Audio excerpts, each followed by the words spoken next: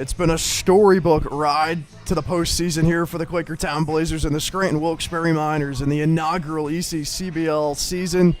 It all comes to a head here today at Memorial Park in the heart of Quakertown as the Scranton Wilkes-Barre Miners, the number 1 seed in the North, take on the number 3 seeded Quakertown Blazers in today's title matchup. I'm Rocco Pellegrino, joined alongside Julia Henry for what should be a great afternoon here in Quakertown, here at Memorial Park, the final game of the first season in the ECCBL. Let's get you the starting lineups first for the Scranton Wilkes-Barre Miners, who actually will operate as the home team today. Shortstop Jack Mathis will lead things off for them. The right fielder Corey Daniels will bat second. The catcher J.P. Cusick will bat third. The third baseman Luke Spencer will bat in the cleanup spot. The first baseman Nate Dudek hits fifth. The left fielder Josh Botker will hit sixth. The DH Devin Markard will hit seventh. The center fielder Evan Melberger bats eighth.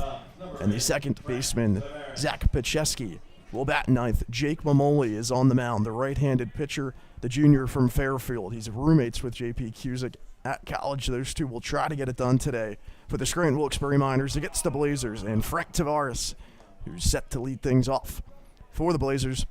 Very similar lineup once again, as the top 5 hitters in the lineup remain the same for Quakertown. We'll get you their lineup after this pitch as that one runs inside. Frank Tavares leading things off. The second baseman Carter Reben will bat second. He's on deck. The third baseman Casey Vaughn hits third. Mason Woolline in the cleanup spot in center field. Dylan Broderick bats fifth. All of those the same as yesterday. As the 2-0 pitch misses outside, it's 3-0 here to Tavares. After Broderick in the 6th spot, it's the pitcher Mike Pasco, the catcher Jackson Schollenberger 7th. The left fielder Matt Curtis bats 8th, and the right fielder Ty Everett to round things off. 3-0 pitch finds the zone to Tavares. It's 3-1. And Julia, yesterday probably could not have been a more eventful game as the Blazers squander a 5-run lead in the 9th. The Capitals tie it, and then a 4-run 11th inning puts the Blazers on top. They don't look back. They take that game against the Capitals 11-7. Just a crazy game yesterday. I mean, coming in to the bottom of the 9th with a 5-run lead, the Blazers and the fans here were fairly confident that it was going to be a win. You know, how do you blow a 5-run lead in the bottom of the 9th? But, you know, the Blazers just, Kevin Small unfortunately struggled to find that strike zone, and the Capitals kind of waited all game for their offense to show up and were able to find it then, tying the game up. But Mason Woolline came up absolutely huge in the top of the 11th with that 3-run shot. As Frank Tavares works a leadoff walk on a payoff pitch from Jake Mamoli, he's aboard to start today's championship game in the ECCBL. Carter Reben coming to the plate, the second baseman, batting in the 2nd spot again in this Quakertown lineup. Reben 0 for 5 in the playoffs so far. All of that in the one game yesterday. He places down a bunt. That one rolls foul. Reben did have a pair of bunt attempts yesterday, something that we've seen a lot recently from the Blazers. On the other side of things, the Scranton Wilkes-Barre Miners, they are able to pull off the win yesterday against the Mercer Mammoths in Game 1 of the doubleheader in the ECCBL semifinals yesterday. Final score of that game, 6-5. It was a close one all the way through. Brandon Wozniak, the starter in that game, their normal ace, so he's not going to be eligible today as Reben fouls the bunt attempt back. As a result, the Blazers get Jake Mamoli on the mound, the right-handed pitcher, the junior from Fairfield who has faced them 3 times thus far. As Reben takes that pitch upstairs, it's 1-2.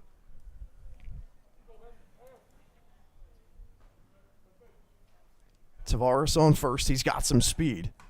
Throw back over to first. He's there head first safely. Tavares joining the team last weekend against the Pocono Timber Rattlers. He stole 3 bags in a game and a half of a doubleheader. Right back over to first. Tavares there safely. The umpires for today's game, the home plate umpire Dave Perry, who was the yesterday's field umpire for this Miners Mammoths matchup in the semifinal. And there was some testy dialogue between the dugout of the Miners and Dave Perry out in the field. Had to issue a warning. First time we've seen that all year, honestly, here at Memorial Park. Counts 2-2. Mamoli kicks and deals, and Reben swings and misses at that offering. He's down on strikes, 1 out in the inning.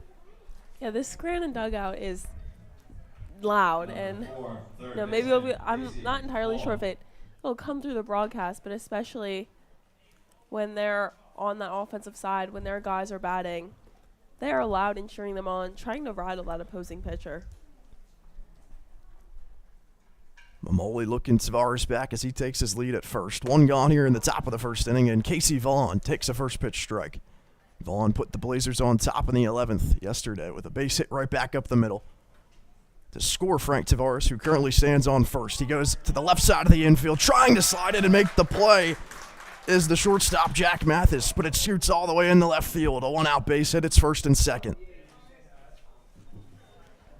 Number 31, center fielder, Mason Woolwine.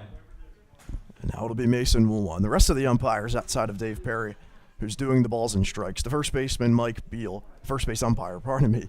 The second base umpire is Jeff Jedgetts, so it's a tough one so far. The third base umpire is Matt Chris. Mamoli deals the first offering to Mason Woolwine, who flies it back. Defensively for the Miners, they line up in the outfield from left to right with Josh Botker in left, Evan Melberger in center. Corey Daniels out and right as the 0-1 pitch to Mason Woolwine rides high. The Blazers with 11 hits yesterday. Double-digit hits for the first time since July 8th.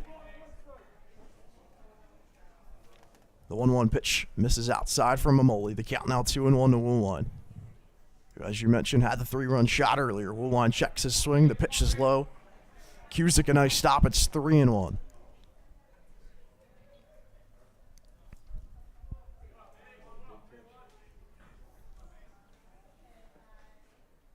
Woolwine ready. Mamoli kicks his 3-1. Outside. Bases loaded with one gone here in the first. And what a great start for the Blazers, but in this moment with one out, it is essential that they score early here. We saw how many runs the Miners put up yesterday. Obviously, the Blazers put up 11 in extras, but this is definitely the title game.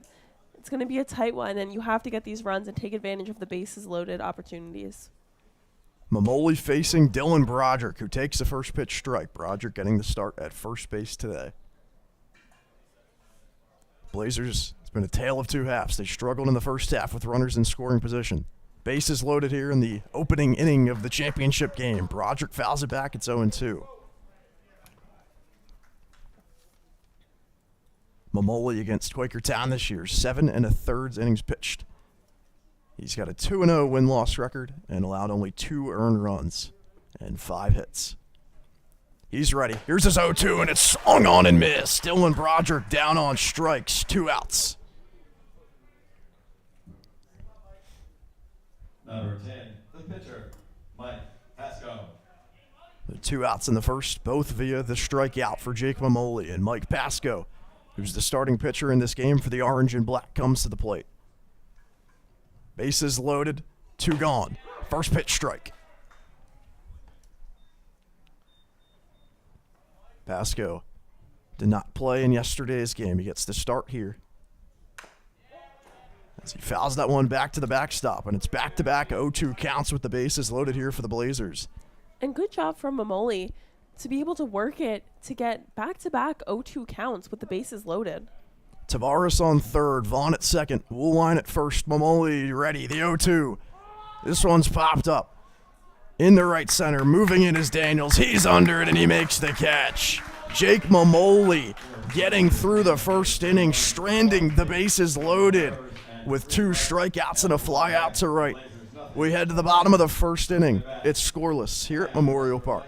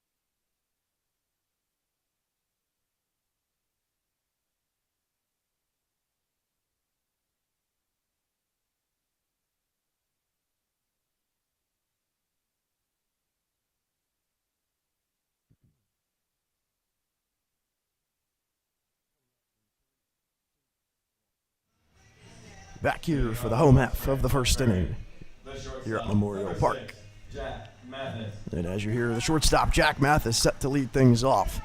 Here's the lineup again for the Scranton Wilkes-Barre Miners, who will bat in the bottom half of the innings today as the higher seed, the number 1 seeded team in the Northern Division, getting that first round bye. First pitch from Mike Pasco misses outside. After the shortstop Jack Mathis, the right fielder Corey Daniels standing on deck. The catcher J.P. Cusick bats in the 3 spot.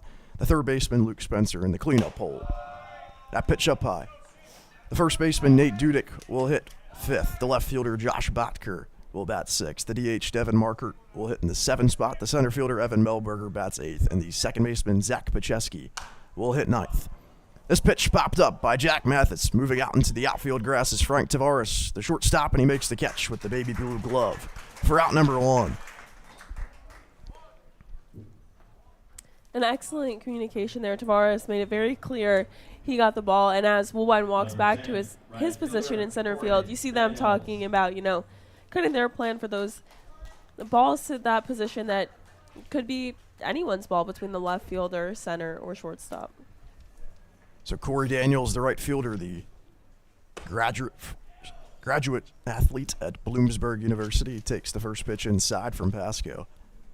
Daniels joining the team late in the year, just as a lot of these guys playing today have. Frank Tavares, who just made that catch, just joined last weekend for the Quakertown Blazers as that pitch is flown out of play. The count 1-1. Daniels appeared once this year in the 6 games against the Blazers. The season series 4-2 in favor of the Miners. Counts 1-1. Pasco's offering flown back to the same spot out of play.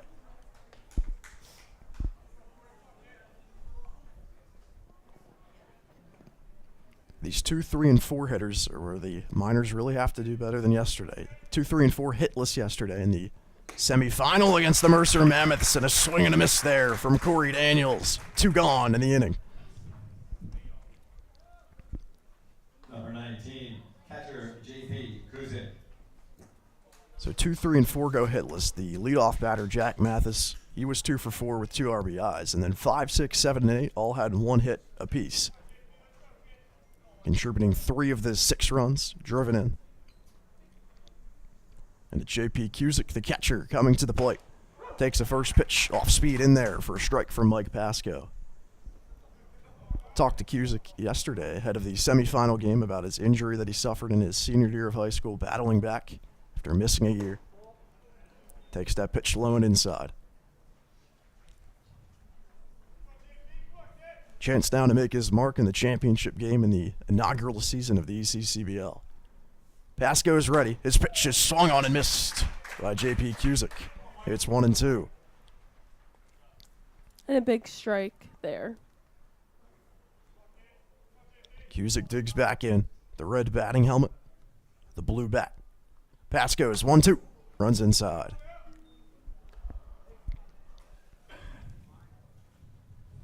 Cusick 3 for 12 overall against the Quakertown Blazers this year.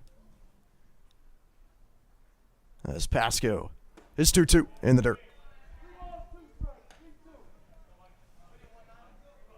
The outfield and their infield of the Quakertown Blazers playing to their normal spots, a little bit into the outfield grass by about a step. Payoff pitch on the way. Cusick popped up to center field. Mason Woolwine takes a few steps back. He gets under and he makes the catch for the 3rd out in the inning. Mike Pasco gets a 1-2-3 inning and sends the Miners back to the dugout. The Blazers will bat in the top half of the 2nd. It's 0-0 at Memorial Park.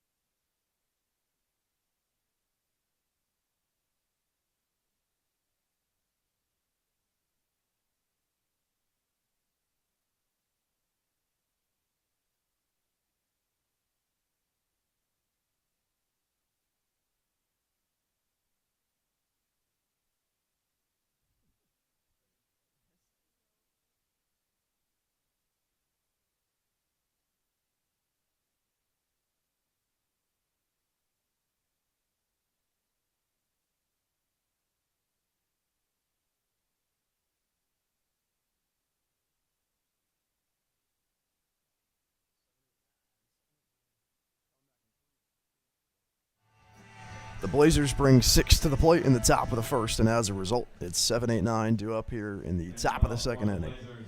The catcher, number 26, Jackson Schollenberger. And as you hear Jackson Schollenberger, the catcher, who missed yesterday's game with an illness, he digs back in here, making the start in the title game. Still with the bright orange bat that got him an RBI single against Southside in that 3-2 victory for the Blazers on Friday night. Takes the first pitch strike from Jake Mamoli on the hill, who kicks and delivers an 0-1 that's skied in the air out of play.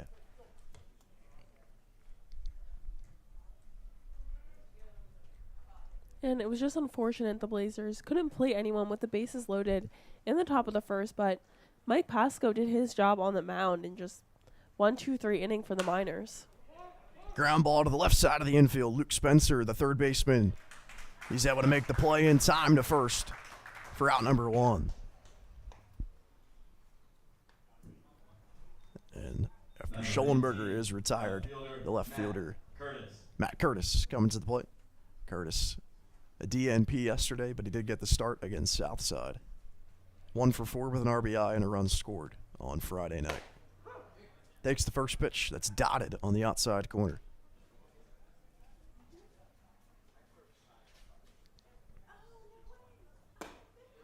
Fastball finds the zone, and it's quickly 0-2 here. Only 33 runs between these two teams in the 6 games in the regular season. As Curtis is down on 3 pitches, he swings and misses. 2 gone in the second. And a quick inning from Mamoli so far, who's just pitching those strikes in the zone and getting the Blazers to swing at them. 6 pitches, 2 outs thus far, and Ty Everett coming to the plate. Everett responsible for one of the RBIs yesterday. He fouls that one right back into himself, and it's 0-1. The RBI triple that got things going for the Blazers. They found themselves in a 1-0 hole against the Capitals. And then 3 runs right after that in the third inning were allowing them to put them right back on top. Time's called here. Blazers in the championship game with the second worst run differential in the league, but they've gotten hot at the right time, closing the year on a 10-6-2 stretch. As Mamoli's 0-1 offering runs outside, it's 1-1 to Everett.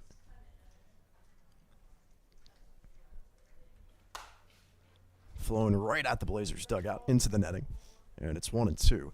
Everett batting in that 9 spot once again. He's been moved down to the lineup, and it started to work really well for the right fielder. It was boosted his average above the 210 mark after having it sit around the 180 mark for most of the year. Everett takes the 1-2 pitch, and the home plate umpire, Dave Perry, says that was outside as Jake Mamoli was taking his walk to the dugout already. He had turned around, spun, happy with that pitch, and then realized Everett was still standing in the box. Mamoli shrugs the shoulders. Here's his 2-2. Same spot, and that one's a strike. Backwards K for Ty Everett. 1-2-3 inning. Efficiency for Jake Mamoli. We head to the bottom of the second inning. It's 0-0.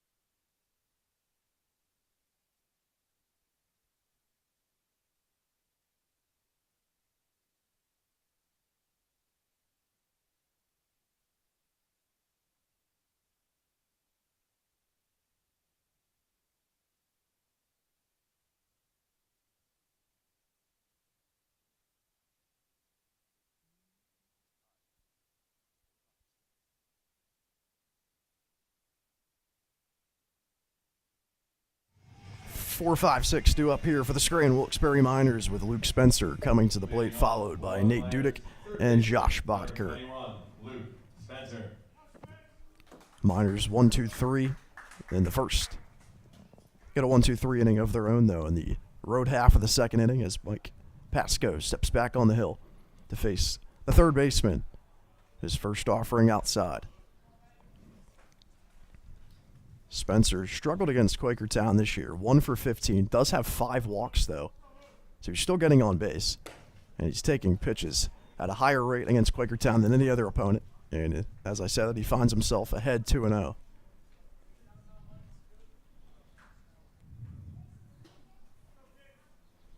Pasco's pitch dotted on the outside corner. 2-1. There's certainly an advantage for both of these teams, being that this is a North versus North divisional matchup for this title game. So both these teams have seen each other a lot compared to those Southern opponents. So, like you said, taking pitches more against them, Spencer kind of has that advantage because he's seen the Blazers more than a lot of other teams. 7th game this year between the two teams is that one. Just outside into the left-handed batter's box, and the count now full.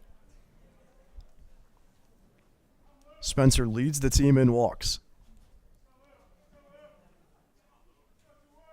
Takes pitches nonetheless.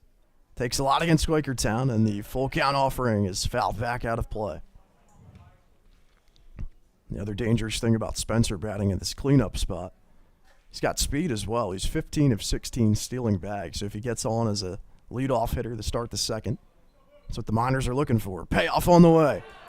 That one's foul tipped. It looks like he swung on and missed, and then it bounced up. Schollenberger started first, and it pulled the first baseman Broderick off the bag. So a swing and a miss pops off of Schollenberger, and the throw down not in time. There's always something you've never seen before every game. And, of course, the title of the game couldn't go without some kind of interesting play like that. Saw some defensive miscues from the Blazers yesterday with the issues behind home plate specifically. Tyler Boraski got the start. Off-speed pitch. It's upstairs. Boraski making his first start here at Memorial Park yesterday since early July. A couple of pass balls. As Pasco deals a 1-0, the pitch yanked. It looks like it hit him. It did. Nate Dudek takes it on the ankle. He emphatically tosses the bat and his protective gear. He'll take his base to first. It's first and second with nobody out. And after that one, the Miners dugout absolutely erupted. And that's what, we kind of mentioned. Their energy is very contagious, and they build off of that. So, they were kind of Luke Spencer reaching safely. And then to follow that up by a hit by a pitch, it's got them all fired up. So Spencer on second, Dudek at first. Showing bunt is Josh Bodker. He pulls it back. The pitch outside. It's 1-0. Time called here, and Jackson Schollenberger will try to calm Mike Pasco down.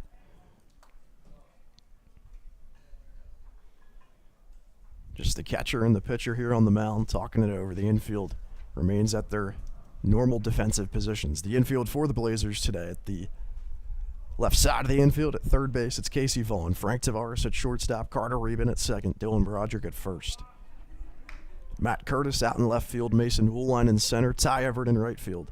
Jackson Schollenberger behind home plate. And Mike Pasco, who's holding, looking the runner back to second on the mound. 1-0 pitch. The runner from second. Spencer's going, and the bunt attempt is fouled off. So Spencer will have to retreat.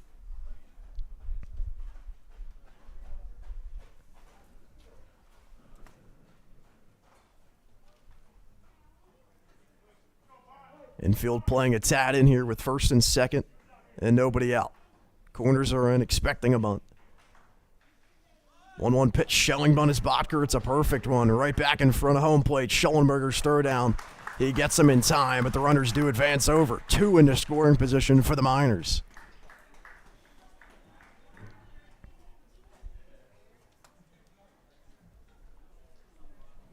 So Spencer moves into third. He's 90 feet away.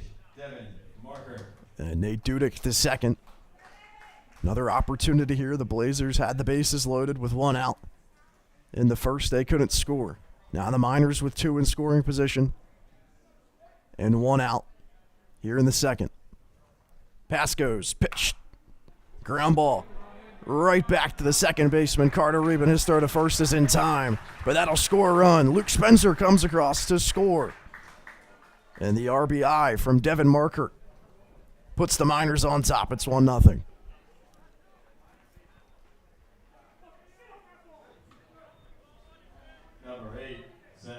And as Luke Spencer re-enters the dugout of the Miners, he's greeted by lots of high fives, pats on the helmets.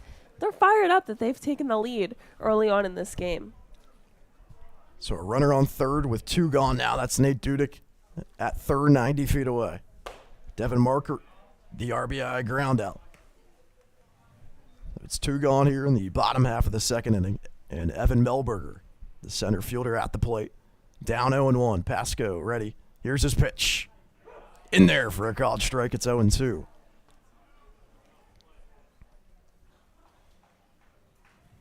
Pasco, a little bit of a slower tempo in comparison to Brandon Wozniak, who we saw for the Miners yesterday against the Mammoths. Here's his 0-2 pitch.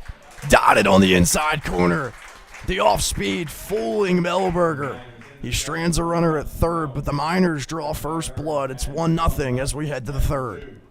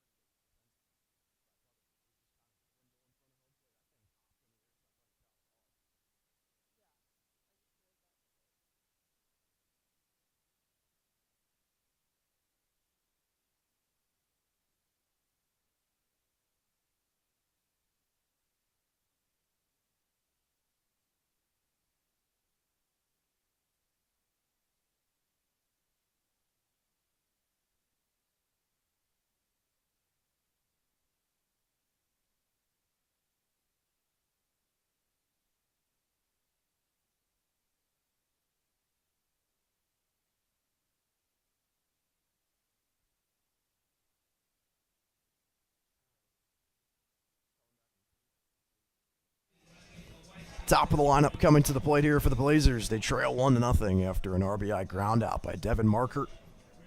Scranton draws first blood. Shortstop, number 8, Frank Tavares. Drop third strike.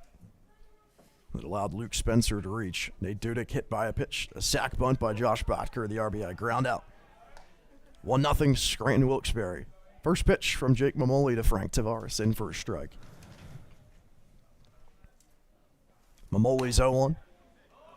Outside.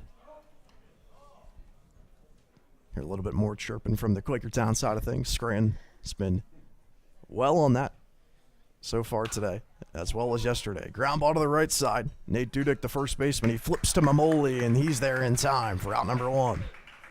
That's what I was just going to say.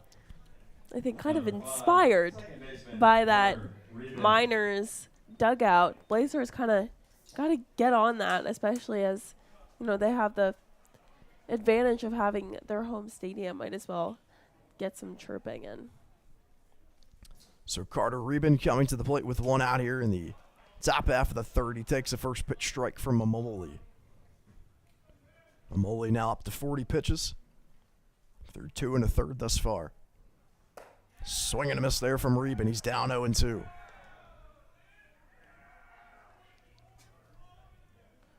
The home plate umpire in today's game, Dave Perry, he had some words with the Scranton Wilkes-Barre Miners dugout yesterday, issuing them a warning. He's behind home plate. Nothing yet today. That's it on the hands, and that might have been a broken bat. It was. And that continues the trend of the playoffs as Reben emphatically tosses the bat. Not happy about it. He does foul off the pitch, though. And it's kind of been a little sandwich. Beginning of the season, that opening doubleheader, felt like there was a lot of broken bats, and now over the course of this 3-day playoff span, then a lot of broken bats again. Reben staves off the strikeout. He's down 0-2 still. Mamoli kicks his pitch. Flown out of play.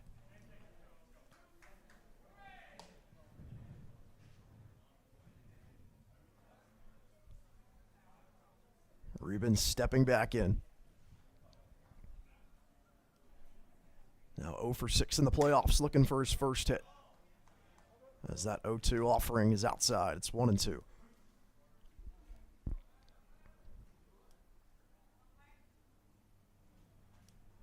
Reben overall 4 for his last 26. Gonna get back on track. Last chance to do so in the ECCBL championship game. He takes a 1-2 outside. It's 2-2. Mamoli set his 2-2 pitch. Fouled off the beam. Getting it all on this at-bat. Broken bat, foul ball off the pavilion, right back into play. Got to make the most of it. 8th pitch of the at-bat coming here from Mamoli to Reben, the 2-2. This one's lifted into the air out to center field, hanging up there for Evan Melberger. 2 gone now in the third. Number 4, third baseman, Casey Vaughn. And Casey Vaughn will come to the plate.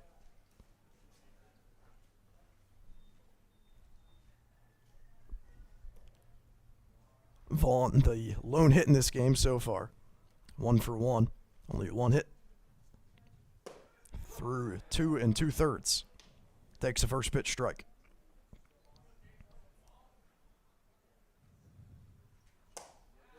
Mamoli working quick on the hill. And he's quickly found himself in an 0-2 count. Ahead against Vaughn, the second baseman, who's been playing third as of late in the playoffs, the third baseman in today's game. That pitch bounces in the dirt. Cusick going to go corral that down the first base line. And the thing about the Miners is they are chirping, exclaiming after every single pitch. It's not just, after a batter's retired, after they get a hit. It is after every pitch that Mamoli throws. Vaughn leaves that one in the dirt, and it's 2-2. Vaughn currently riding a 4-game hitting streak. He's got 9 hits in his last 6 games. The 2-2. Just outside, and the count full. Close take there for Casey Vaughn, who leads the team in walks. His plate discipline well documented here. He's got 24 total. Mamoli set his payoff pitch. Vaughn ground ball takes a weird hop, corralled by the first baseman Nate Dudek. He'll take it himself to first. Another 1-2-3 inning from Mamoli. He comes out of it unscathed. We'll head to the home half of the third inning, and the Miners still on top 1-0 in the inaugural ECCBL championship game.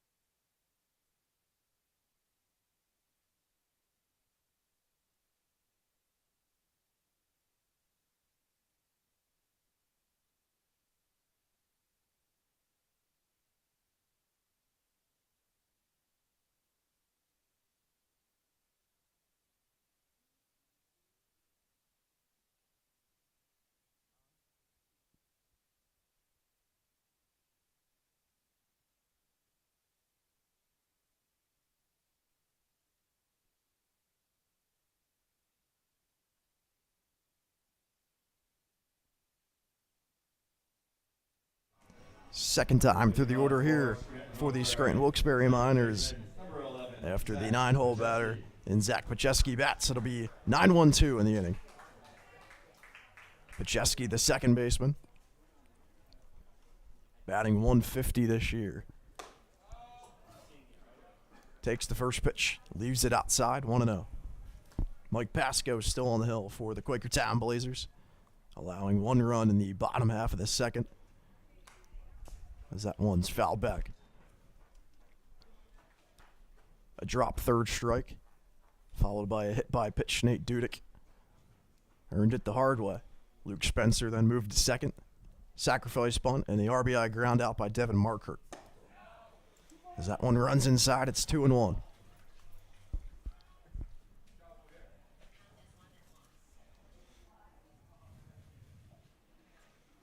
Zach Pacheski at the plate. Takes the 2-1 up high. 3 balls and a strike. The umpires, once again, the home plate umpire, Dave Perry. At first, it's Mike Beal. Jeff Judgetts at second base, and the third base umpire, Matt Chris. 3-1, swung on and missed. It's 3-2. Count full.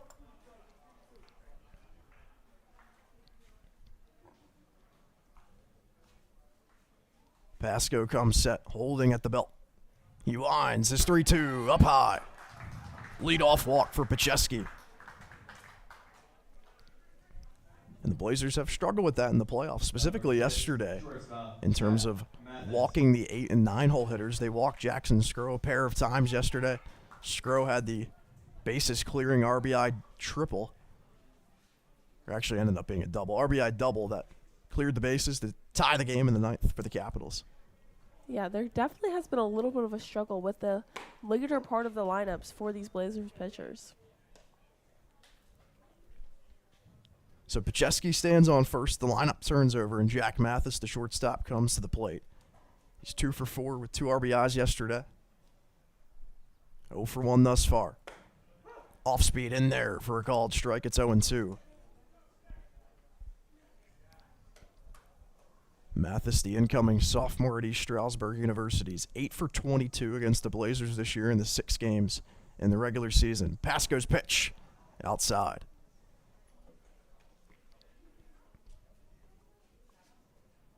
Mathis only thrown out on the base paths twice this year, 23 for 25. One of those came against the Blazers. He gets on base a lot. When he does, he runs. That's why he's batting in the leadoff spot. He fouls the 1-2 pitch off, staving off the strikeout, staying alive in the count.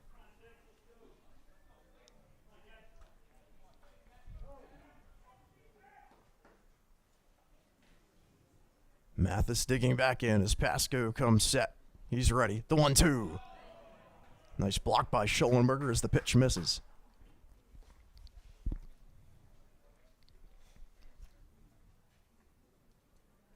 Mathis a .370 batting average this year, leading the team in OPS.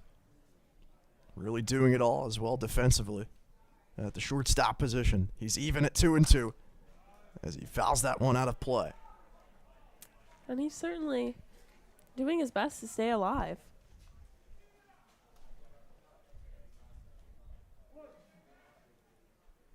Seventh pitch of the at-bat coming here to Jack Mathis with a runner on first base. That's Pacheski, the second baseman.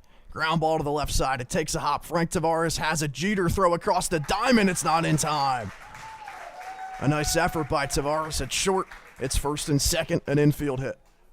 At least that throw didn't hit the field ump. Yep, that's true. Shout out to the Mercer Mammoth shortstop, Robert Kelly. He had quite the eventful Jeter throw here at Memorial Park a couple of weekends ago, trying to make a Jeter-type style throw that hit the field umpire. That throw makes it to first, but nonetheless, it's still first and second and nobody out here for the two-hole hitter and Corey Daniels as that pitch yanked outside by Pasco. Schollenberger able to corral it. So Pacheski stands on second base. Jack Mathis at first. Both guys with decent speed. The middle infielders on the base paths for the Scranton Wilkes-Barre Miners. They extend their leads. Pasco's pitch to Daniels. Bunt down the first baseline. Right back to Dylan Broderick. His throw goes to first in time, but the runners advanced. Back-to-back half innings now for the Miners where they executed perfectly. First and second, nobody out. They get them over. Number 19, the catcher, J.P. Kuzik. And the catcher, J.P. Cusick, coming to the plate with runners on second and third and one out.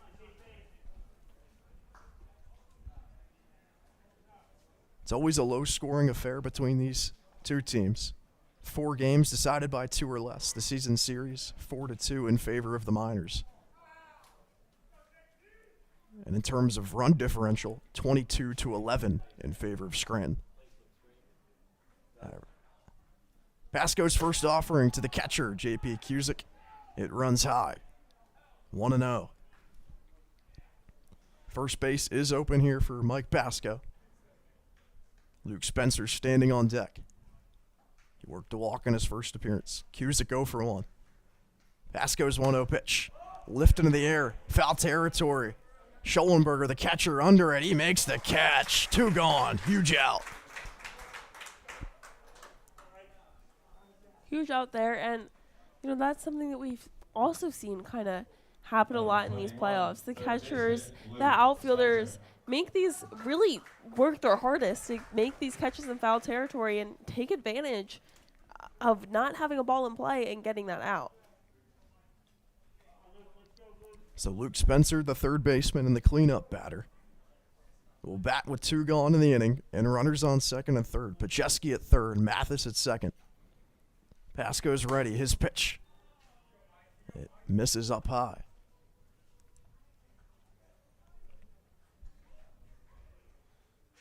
Infield played to their normal spots. The outfield a little bit shallow.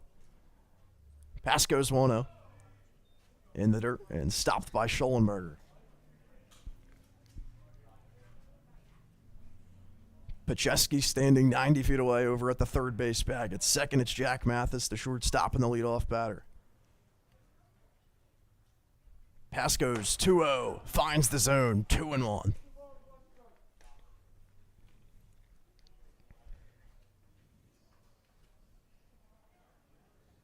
Intense moment here in the bottom of the third inning. Pasco trying to leave 2 stranded in scoring position. Here comes his 2-1 pitch. It's skied into the air, back into left field. It's deep. Curtis to the fence at the wall. It drops at the base of the wall. Curtis can't make the catch. 2 will score. 2 out, 2 RBI double for Luke Spencer. It's 3-0. And just an absolute bomb off the bat of Spencer. Luckily, didn't go over the fence for the Blazers, but Curtis just really unable to make that grab, crashing into the fence, but fires it in and keeping Spencer at second with a double there. So Spencer comes up big in a huge spot in the third. It's 3-0. The Miners lead it. He's now on second. As Nate Dudek, the first baseman, at the plate. Takes the first pitch inside. Schollenberger stops it. 1-0.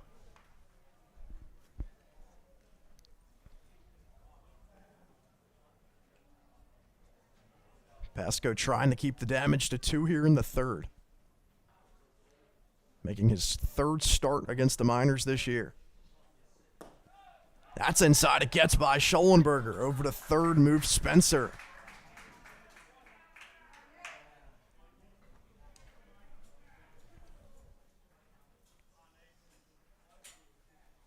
And the pass balls that get guys over to third with 2 outs, sometimes not too consequential, but it allows the guy at third to start dancing at the pitcher. Another pass ball or a wild pitch. All it would take to possibly score another run. Pasco down to the count at 2-0. The pitcher ready. This one skied in the air. A towering fly ball into foul territory towards the third base side. Casey Vaughn reaches out and makes the catch. Unorthodox way to do it. 3rd out in the inning, but the Miners plate 2. A 2-out, 2 RBI double by Luke Spencer extends the lead to 3. We'll head to the top of the 4th inning. I'll turn it over to Julia Henry for the play-by-play duties. I will step aside to the color commentary duties here at Memorial Park for the ECCBL inaugural championship game. It's a 3-0 lead for the Scranton Wilkes-Barre Miners.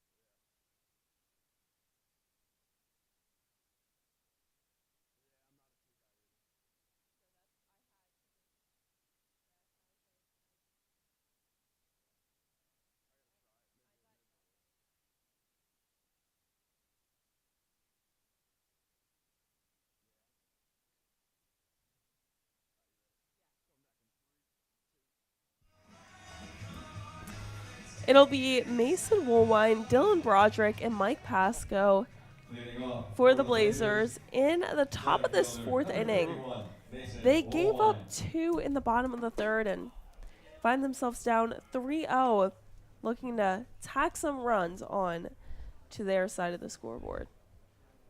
Yeah, Mamoli up to 54 pitches on the hill. And Woolwine quickly finds himself down 0-2 in the count. Outfield shifted a little bit towards the left. That one misses outside.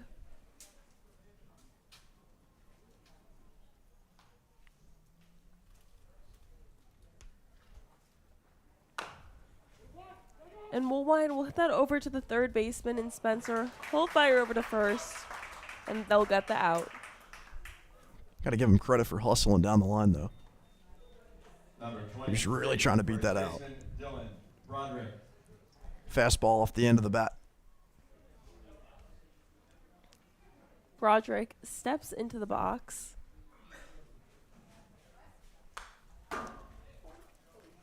Fouls that one off. You can tell the fastball's working here for Mamoli.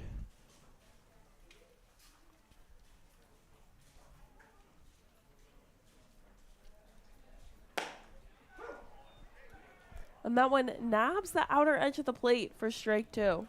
Yeah, he's loving the fastball. Dot in the outside corner right now. And Broderick will swing and miss there. So it'll send Mike Pasco to the plate. Number 10, And Woolwine, pitcher, as he Mike returned back Pasco. to the dugout, definitely had a couple of words to say to Pasco and Schollenberger, who were warming up there, about what Mamoli's been throwing this inning. You know, he's looking fastball all the way currently. That one will creep into shallow right field, so that'll be a first pitch single for Mike Pasco. Well, not sure if he told him that he's thinking fastball all the way, if that's what he said to Mike Pasco, but if it was, it worked. Number 26, At the very least, Pasco Jackson definitely Schollenberger. picked up on it watching those 2 at-bats. He had not thrown any other pitch, and he challenged Pasco right away with it. He was on top of it. So now Jackson Schollenberger steps to the plate with a man on first and 2 outs. That one misses outside. Pasco not a huge threat on the bases, 2 for 3, stealing bags this year. Normally executed in double steal opportunities. Same spot, so that'll be ball 2.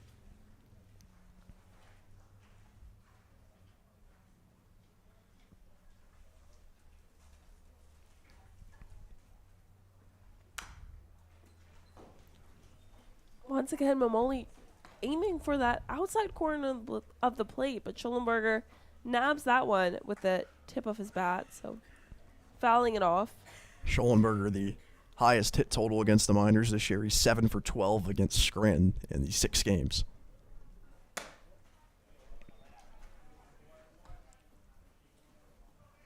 Can tack on the 0 for 1 as well today. So 7 for 13.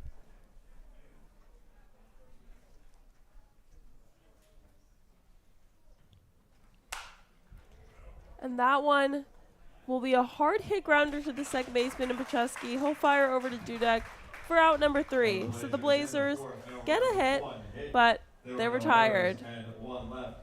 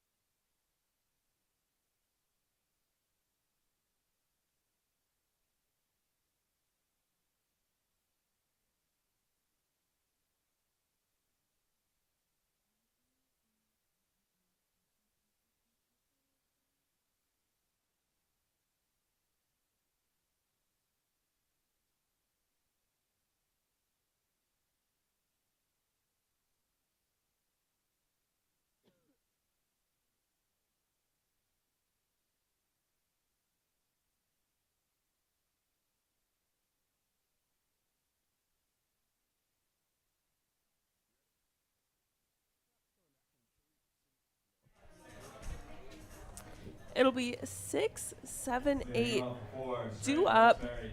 Left for the fielder, Miners. number 30, Josh Bacher. Bacher leads things off, and the Miners are looking to continue to add runs to this game. They scored 1 in the bottom of the second and 2 in the bottom of the third. Yeah, Pasco just had a little bit of trouble with command on the mound for the Blazers. 54 pitches, only 29 strikes or balls in play.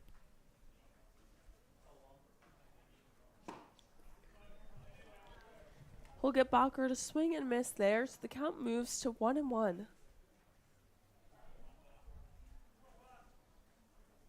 The righty-righty matchup here. Pounding the inside part of the plate. And that one hit back, bouncing, goes to Tavares. Whole flyer over to Broderick for out number 1. Number 28, the DH, Devin Marker. I'll tell you what, the only play we haven't seen Tavares at shortstop since he joined this team not make has been the attempted Jeter throw, which that's really all he had.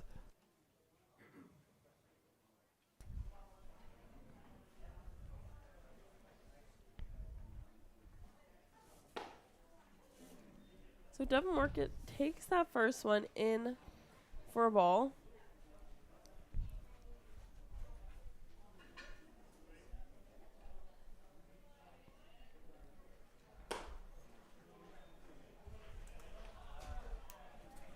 That one just a little outside for ball 2. And the key for Pasco is normally keeping the pitch count low.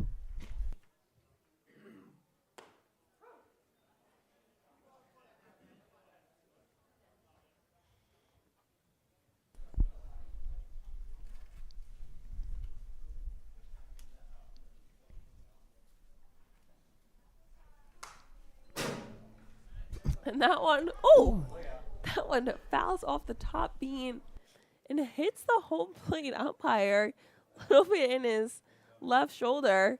I definitely wasn't expecting that, and He was not ready for it either. neither was Schollenberger or Marquette to, really give him a heads up about that one.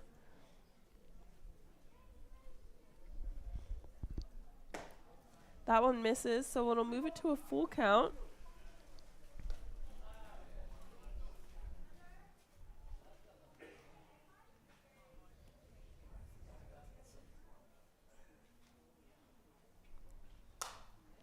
That one will be popped back over the roof of the stadium. Yeah, Pasco leads the team in getting leadoff outs. He does it here in this inning. 27 total leadoff outs.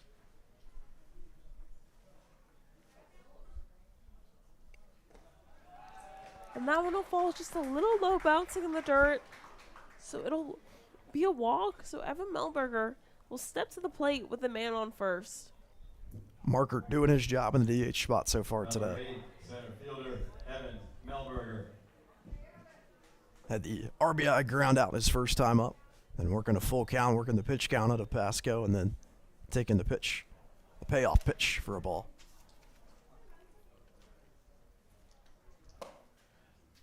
Melberger takes that one in for ball 1.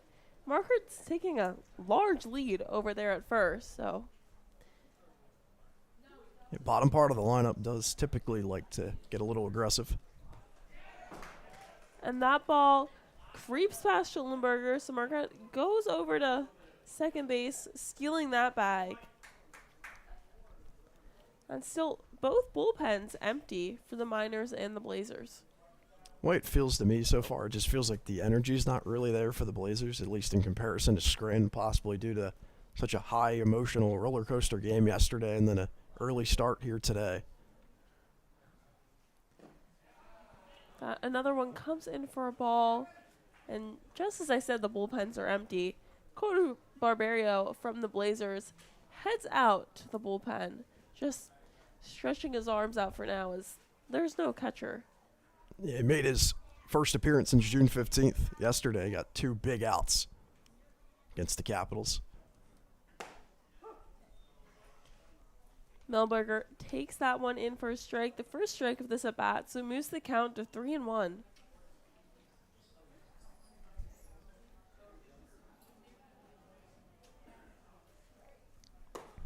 Pasco's offering, misses up high.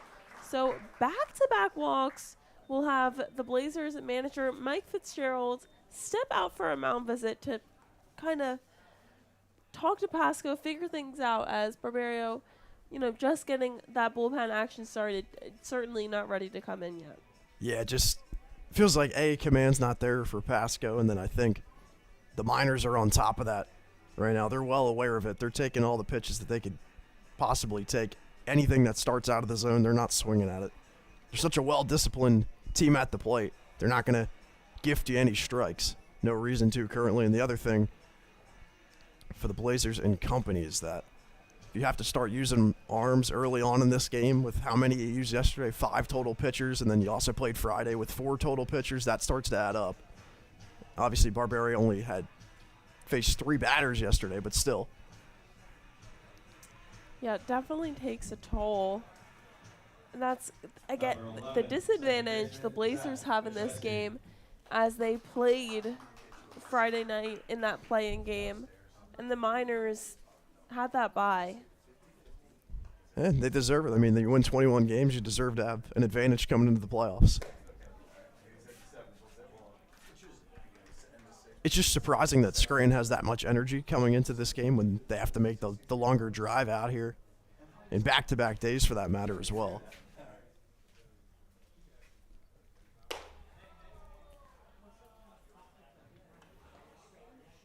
And after that mound meeting, 2 straight balls from Pasco to Pacheski. We do have the double play ball in order now.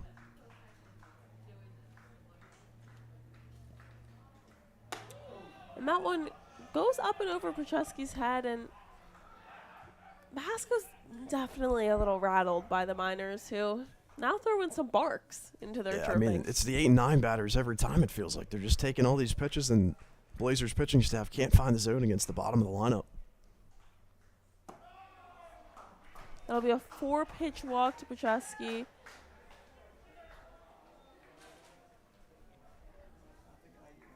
It looks like Grant Fitzgerald, too, also heading out to the bullpen. Looks like kind of relaying the message to Barberio from Fitzgerald that, kind of take your time and get loose, but we want you as soon as you're ready. Yeah, 4 walks now for the Miners, and 2 of them for the 9-hole batter, and then the other 2 from Markert and Melberger, the 7 and 8 hitters. Jack Mathis sends this one deep in the outfield. Mason Woolwine tracking it. He'll make the catch. He'll fire to Tavares at short. It'll kind of slow roll over to Vaughn at third, but they'll score mark out. So the Miners are keeping their trend of scoring at least 1 run so far after that first inning. Number 10, right fielder, Corey Daniels. Yeah, the Miners is executing the small ball type mentality well early on. Getting guys over in the second and third with a bunt attempt with nobody out. Done that twice, and now a sacrifice fly. That one comes in as a strike. Corey Daniels takes the pitch. So now with 2 outs, men on first and second. See if Pasco finishes out this inning. Schollenberger does a good job of blocking that ball as it hit in the dirt. And with 2 outs, the runners are off, and the outfield for the Blazers typically playing pretty shallow. And they are again here at this at-bat. We saw that yesterday against the Capitals, even when they probably should have been a no-doubles defense in a 3-run ball game. And a big swing and a miss from Daniels there. And Daniels has the power to get it out into the gap, 365 to left and right center. Would easily clear the bases with the way the outfield's playing right now. Pasco fires that one in, and it'll be a slow grounder.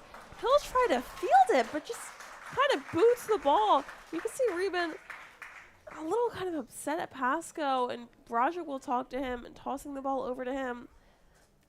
Pasco just kind of trying to play hero there in a sense, and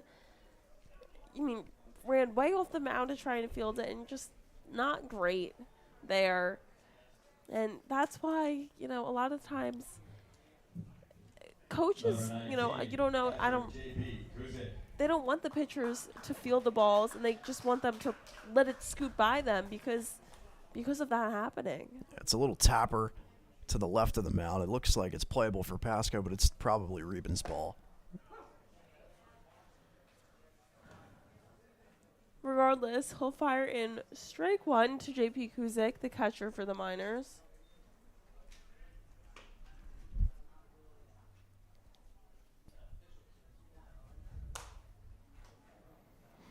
He'll foul that one off, so quick 0-2 count to Kuzik as Pasco looks to get out of this inning with the bases loaded and 2 outs.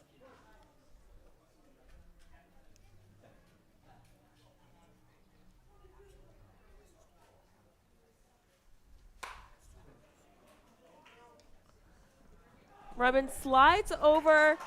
Tavares is on the bag, but he jumps up. And Corey Daniels, losing track of who's on base here. Corey Daniels slides in as Tavares stands up, kind of jumping to get that ball off Reben. Great sliding play by Reben to keep that ball in the infield, keep it there, but just not able to get Daniels out in time. So he'll move over to second. Melberger will score, and Pacheski moves to third, and Kuzik gets a single. So bases still loaded with 2 outs. Yeah, that ball's hit to the perfect spot. Tough play for Reben. Can't really go to first. I mean, I think you had a better chance of getting the guy at first, especially with the way Tavares was set up before that pitch. He was really, really far away from second. Just tough for Pasco. Not a lot of well-hit balls in this inning, but unfortunately couldn't find the zone. And then 2 balls that don't leave the infield, get guys over, everyone's safe. So Luke Spencer takes that one in. And he had him 0-2 as well, but the Miners just putting the bat on the ball, putting balls in play. It's the old adage, it's a cliche, but it's working for them right now. Pasco fires that one in, just missing the zone outside.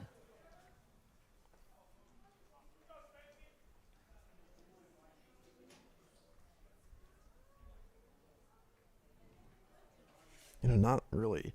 We had the 1 mound visit. I'm just surprised Schollenberger hasn't gone out there more to talk to Pasco.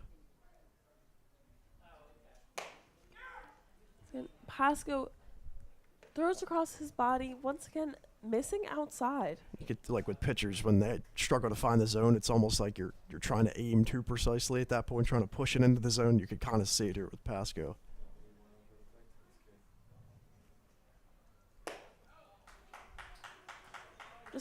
Missing to that same spot 3 pitches in a row. So 3-1 count to Luke Spencer, who had that double just in the bottom of the third. And here we are in the bottom of the fourth, and he's up again. Runners will be off. That'll be a ball over to Vaughn at third. He'll fire over to first, and they'll get the ground out. So they strand the bases loaded, but they're able to plate 2 runs.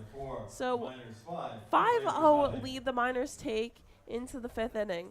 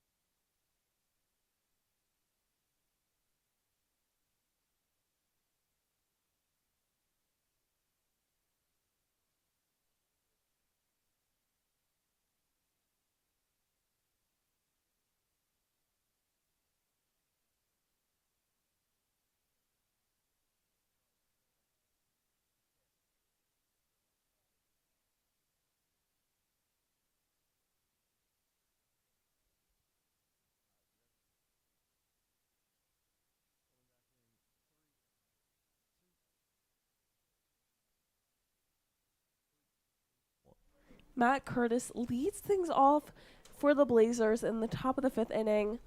And 5 is kind of the number as they find themselves down in a 5-0 hole here. And they really got to score now. And, you know, the keys at this point, you know, as we reach the second half of the game is scoring as Curtis hits a grounder over to the third baseman in Luke Spencer, fires over to Nate Dudek for out number 1. But the other key is they can't give up any more runs. It seems likely Pasco's day on the mound is done, but I'm not, you know, we'll have to wait till the bottom of the inning, but they just can't keep giving up runs, and they need to score. That one misses outside to Everett. It also looks like, goodness, Matthew Moreira has entered the bullpen for the Miners. Not positive I pronounced that correctly, but number 25.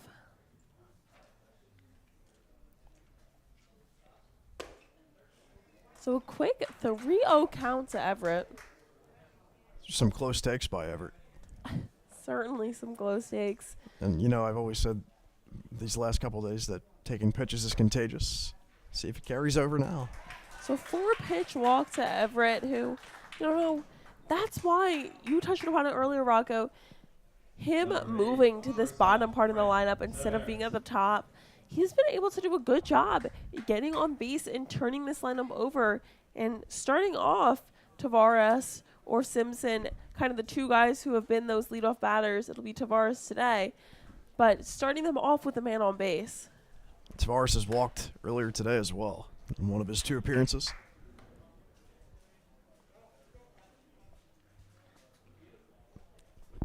Amoli at 73 pitches here in the 5th. Everett will be off as Tavares pops that one out. What's going on? He's not going to back. second base.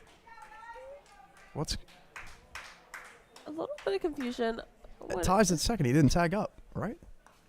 Yeah. Wait, what? So Did the ball bounce first?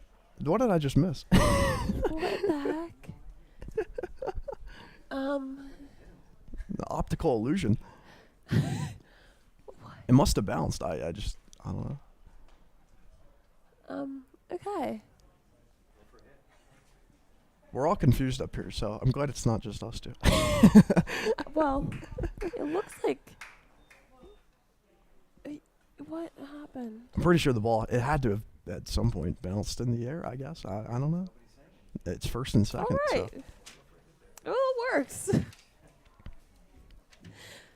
Like we said, it always, you I thought I know, was losing it. always have those interesting plays, but there's always a moment where Rocco and I are utterly lost on what just happened. Yeah, man. Hey, man, first and second one out. That's all that matters. Yeah, and no We missed fans something, yeah. reacted too, so I don't know what we're doing in the booth, but Some type of Apparently not on our A game. optical illusion up here. yeah. That one's That hurts. fouled off by Ryben. Basically falls into the hands of Casey Vaughn.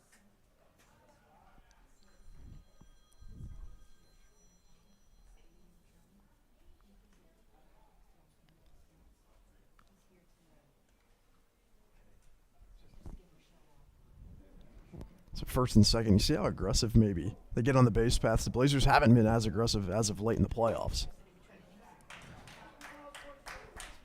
So 2-1 count.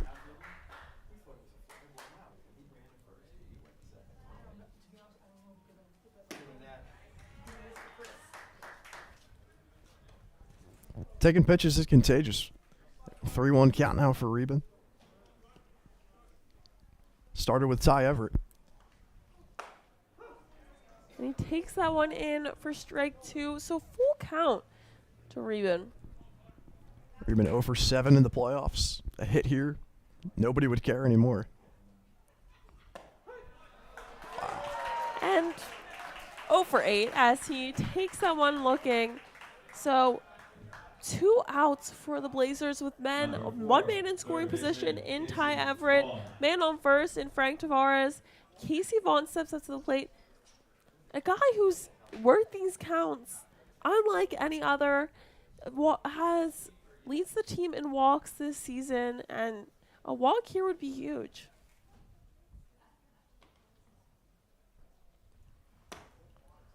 Takes that one. That pitch from Mamoli that struck out. We've been looking absolutely beautiful. That backdoor breaker right back into the zone. Vaughn fouls that one off the beam. So when you give it the look real quick to see if the ball's scuffed up. He's looking at it, and it looks like it is.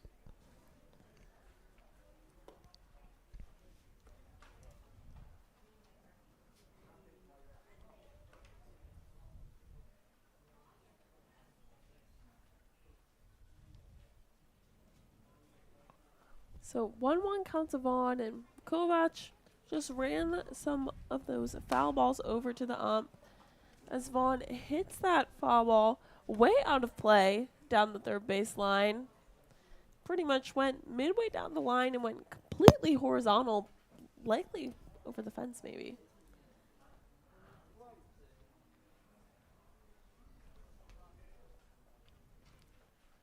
Everett will be off on this one. Vaughn sends it over to the second baseman, Pacheski. He'll toss it over to Nate Dudek, and that'll retire the Blazers. So once again, they're just unable to score a run. And we head into the bottom of the fifth. The Miners lead 5-0.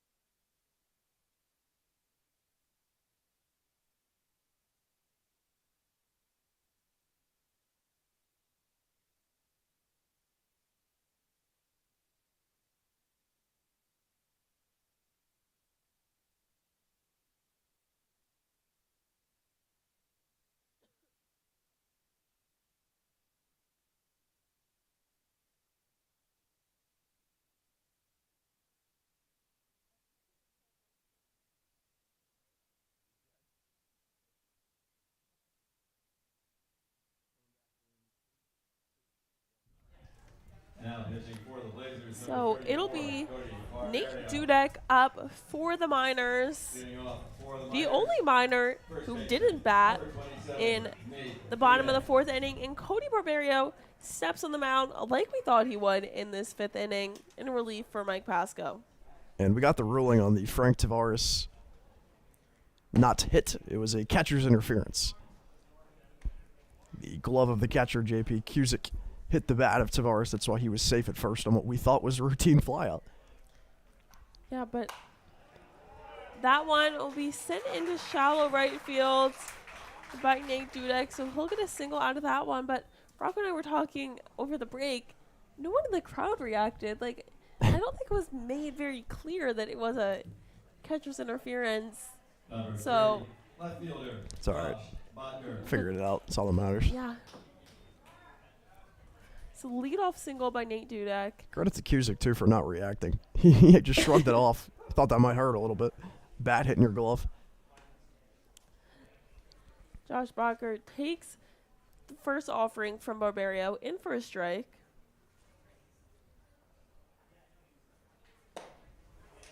That one misses. That one does not miss. Josh Bunker misses it. Swinging it at it. So 0-2 count.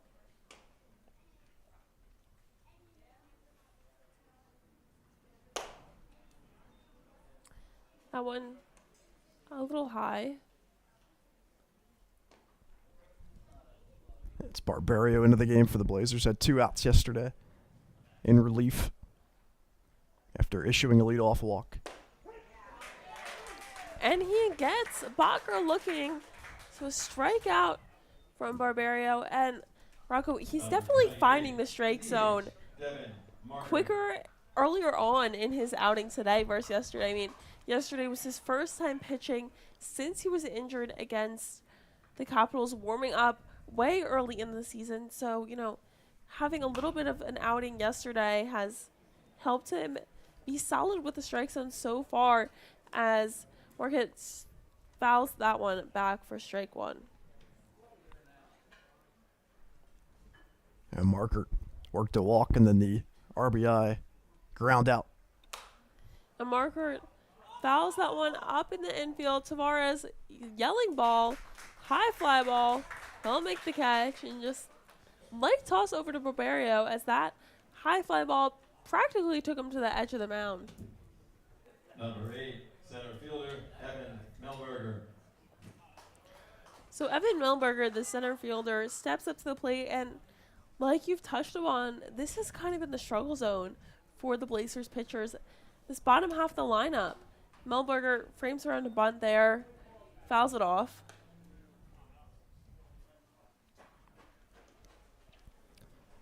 Yeah, and on the flip side, Miners yesterday, it was 5, 6, 7, and 8, all with a hit apiece. 2, 3, and 4 batters were hitless.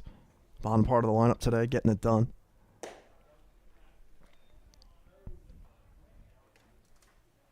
That offering from Barbario comes in for ball one. It's been 7, 8, 9, scoring 3 of the 4 runs. Jack Mathis, the other one. 5 runs, pardon me. Spencer, the other, as the 5th.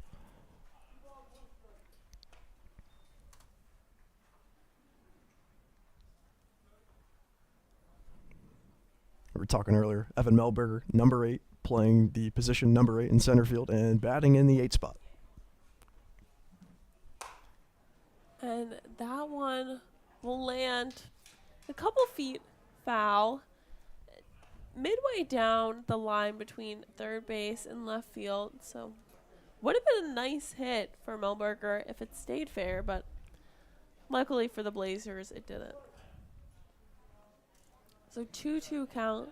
Barbario looking back over at first base. Fired that one in. It'll land outside. He started walking off the mound. Thought that one was straight 3. Looked like Mamoli earlier.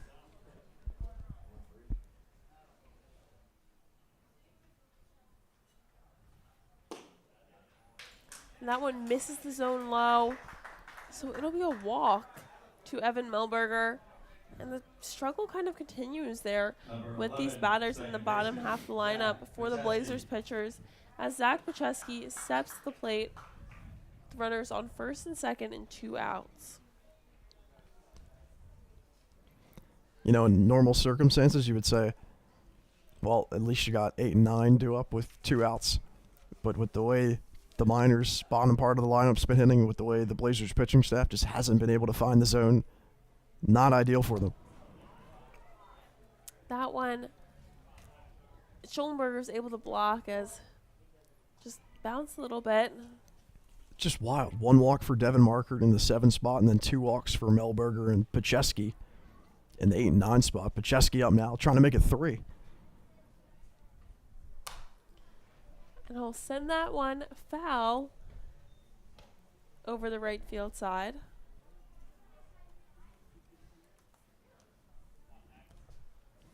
It's got to be something like mentally, I feel like, when you know you're facing 8 and 9 and you're trying not to give up a hit maybe to them. I'm not sure.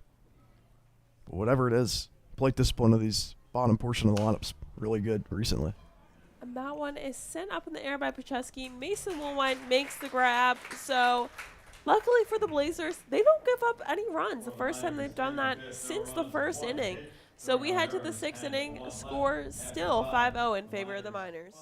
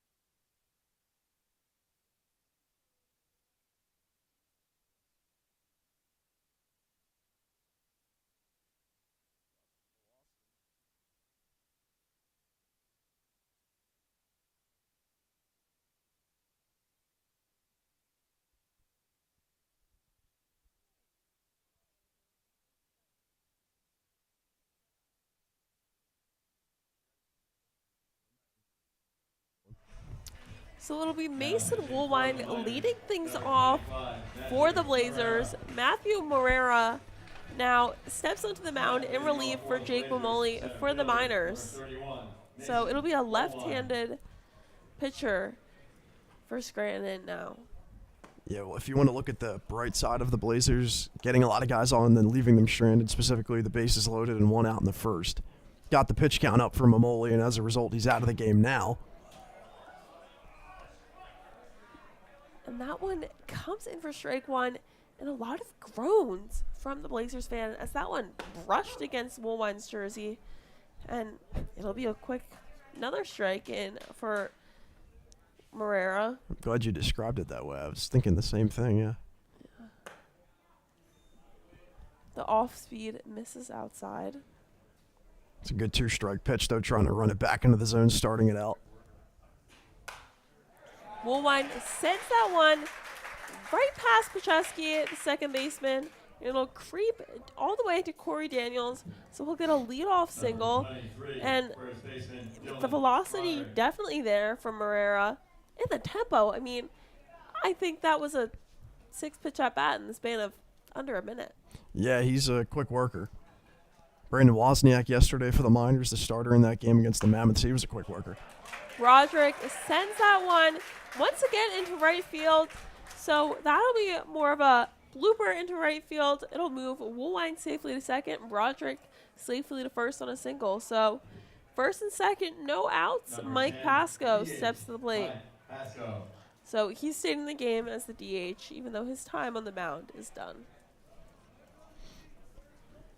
Yeah, here's the opportunity if you're going to try to battle back into this. You don't need all five, and I think that's important for these Blazers hitters to have that in their approach.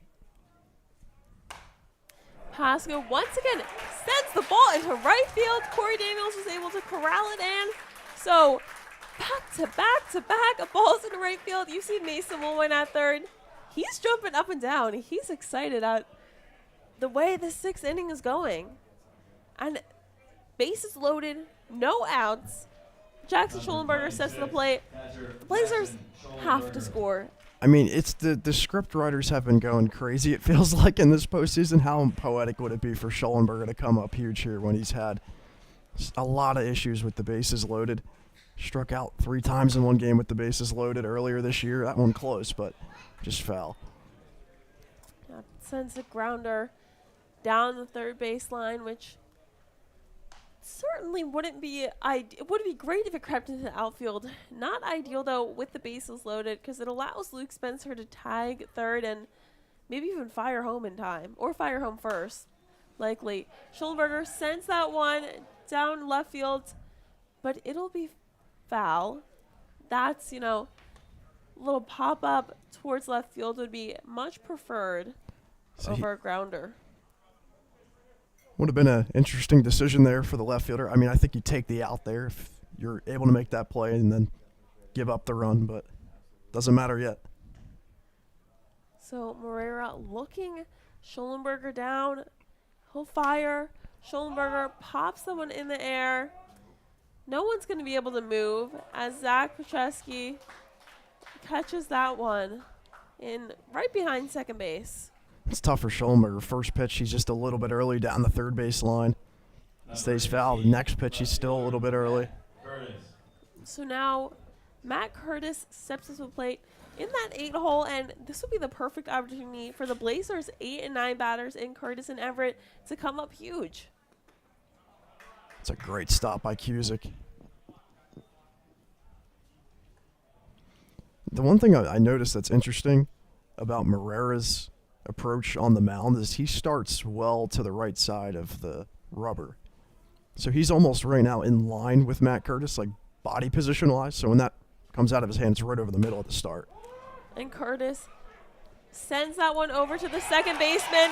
And oh my goodness, what a turn of events. Pacheski fires it over to Jack Mathis, covering that bag at second.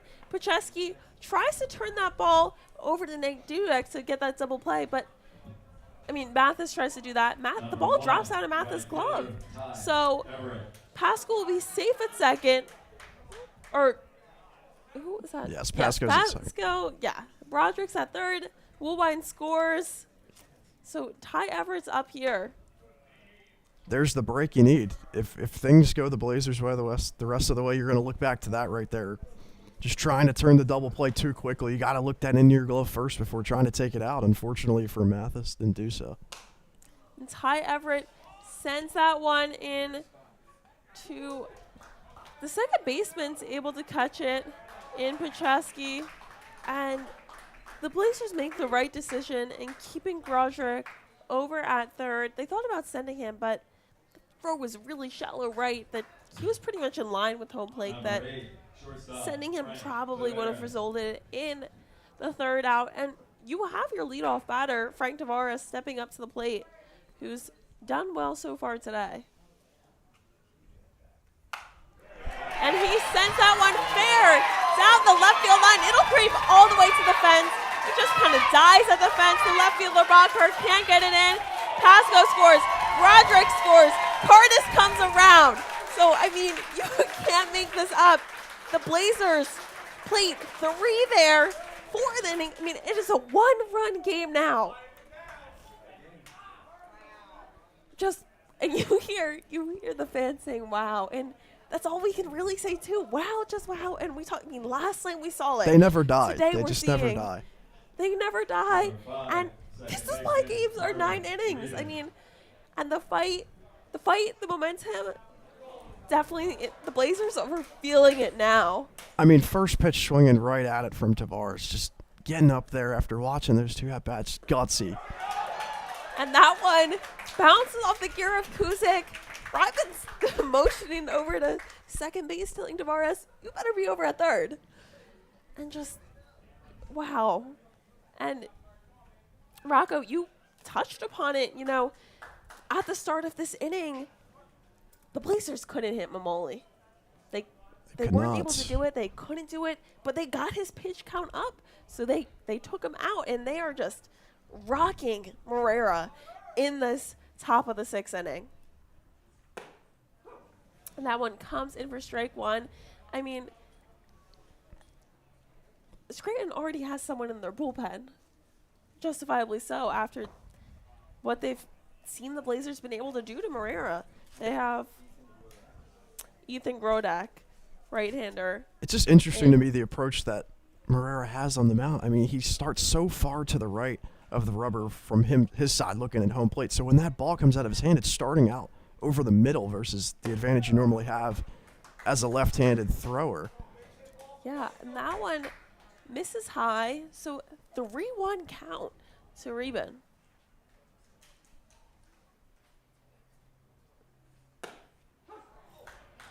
That one hits the outside corner of the plate. Reben kind of shrugs his head a little after that one. So full count to him, 2 outs. Tavares 90 feet away. Reben fouls that one. I mean, yeah, I know believing in momentum is kind of a hot topic in sports. It's hard to deny it when you hear this crowd right now, the way that they're reacting to every pitch. And Reben sends that one right to the shortstop in Mathis. He'll fire over to first. And, oh my goodness! Reben is safe at first. That throw in time by Mathis, but it pulled Nate Dudek off the back, had to leap up in the air to grab it. So the game is, wow. Just wow. There's no words for it. This game is tied. This is unbelievable.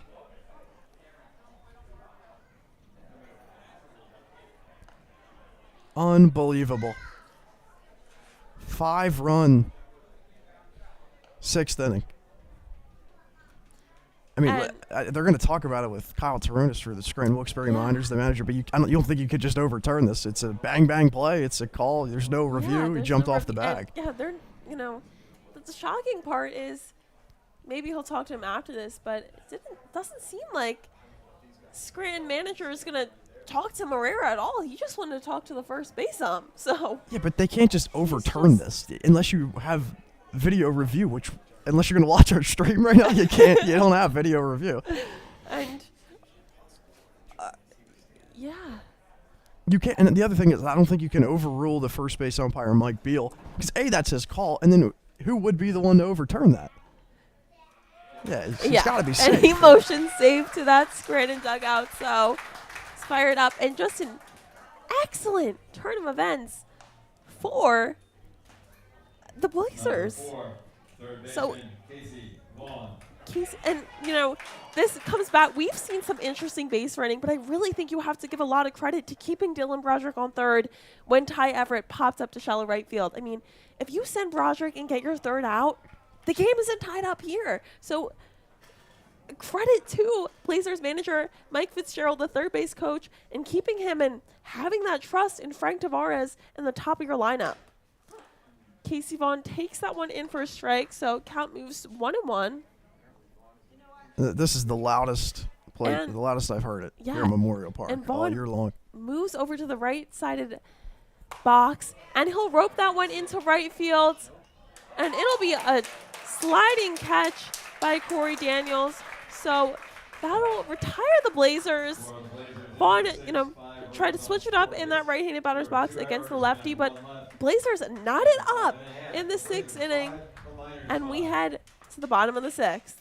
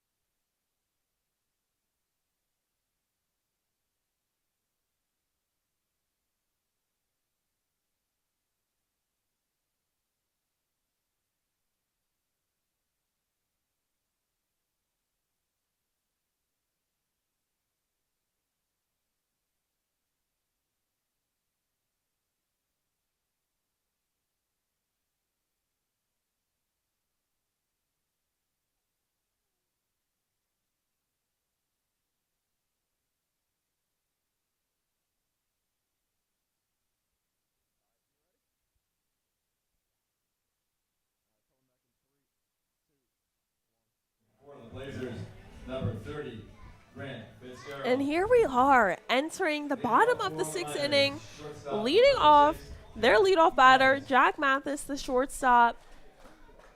And somehow we find the game tied 5-5. The Just an play, incredible I rally. said it when it happened. The play that we're going to look back at is the double play ball. That one hit over to the shortstop in Tavares. He'll fire over to Broderick at first. That'll be out number one. And you can, the Blazers crowd clapping louder. You can, we talked about momentum. You can feel the energy. There is a momentum in favor of the Blazers, but just, it was a little dead. Championship game, a 5-0 game. It's not exact, regardless of win or losing, you want it to be a competitive title game, and it just wasn't really there so far. So just energy kind of has reignited throughout the stadium. Yeah, and it was what I was trying to say. The double play ball that popped out of the glove of Pacheski at second. It was probably an easy double play. It ends the inning. Instead, it keeps the inning going. Everybody's safe with one out, the bases loaded, and then the rally starts. And we are tied. It's just on baseball sometimes, man. The baseball we have seen this weekend at Memorial Park has simply been unreal. The past 72 hours has been wild ride. So 2-1 count to Corey Daniels.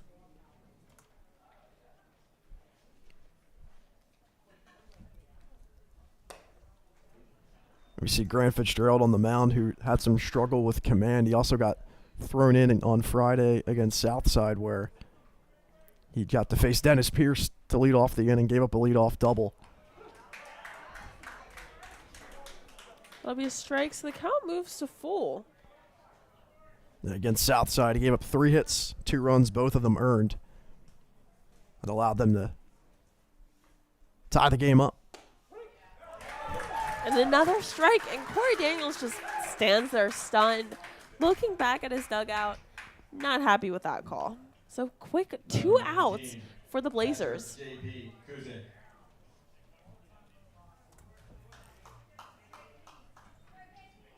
I know this is a high-energy dugout for the Miners. They've battled back from deficits before. They specifically did it in the last doubleheader of the year against the Capitals. They put up 6 runs in the last inning.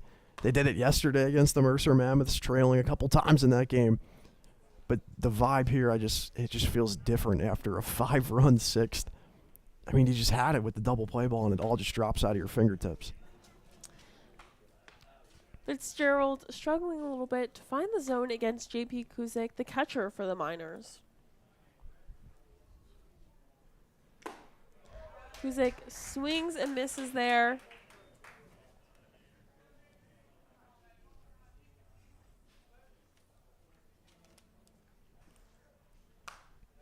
And he'll foul that one back. So after Fitzgerald gave him 2 balls to start off his at-bat, he's made it a 2-2 count. Fitzgerald gets thrown into these high-leverage situations a lot. He's born for it here.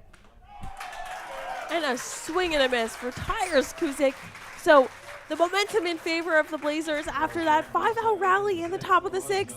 They retire the top of the Miners lineup, 1-2-3. So we head to the 7th with a tie game.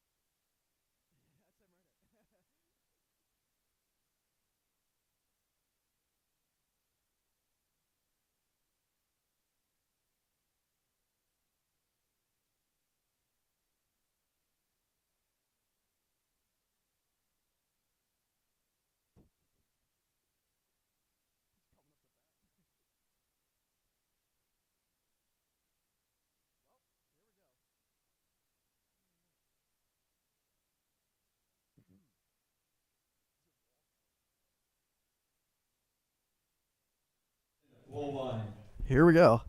Top of the 7th inning. Tie ball game. Mason Woolwine ropes one down the left field line on the first pitch. He takes the turnaround first. He's gunning for 2. He gets there with a stand-up leadoff double. Didn't even have time to introduce the new pitcher into the game. First baseman, Dylan Broderick. Brian Walsh now on the mound for the Scranton Wilkes-Barre Miners in a game that has turned upside down. A 5-run 6th inning. And the Blazers now have a leadoff double in Mason Woolwine. Standing on second base, Dylan Broderick at the plate. He shows bunt. It's skied into the air. It's rolling foul down the third base line. And a smart play by Walsh to pick it up immediately as it rolls foul. So Broderick will trot back to home plate. Woolwine going first pitch swinging at Brian Walsh.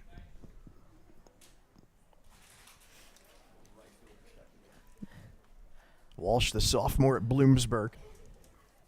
Right-handed reliever.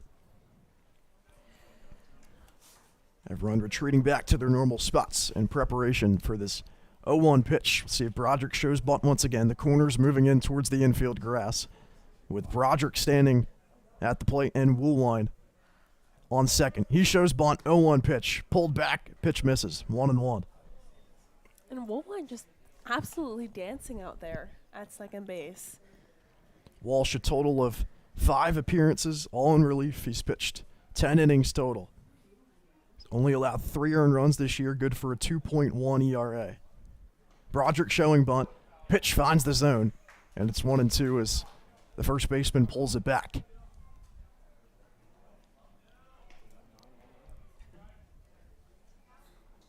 As part of the lineup, couldn't get it done with the bases loaded in the first. Chance now with Woolwine on second and Broderick at the plate. The 1-2 pitch. Stabs it off. Stays alive.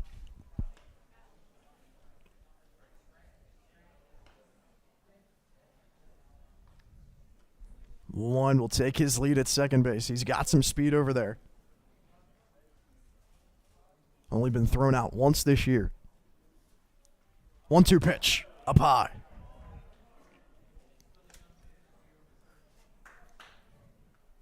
Second batter in the inning, and Dylan Broderick at the plate. A leadoff double for Mason Woolwine. He stands on second as Brian Walsh, the right-handed reliever, kicks in his 2-2.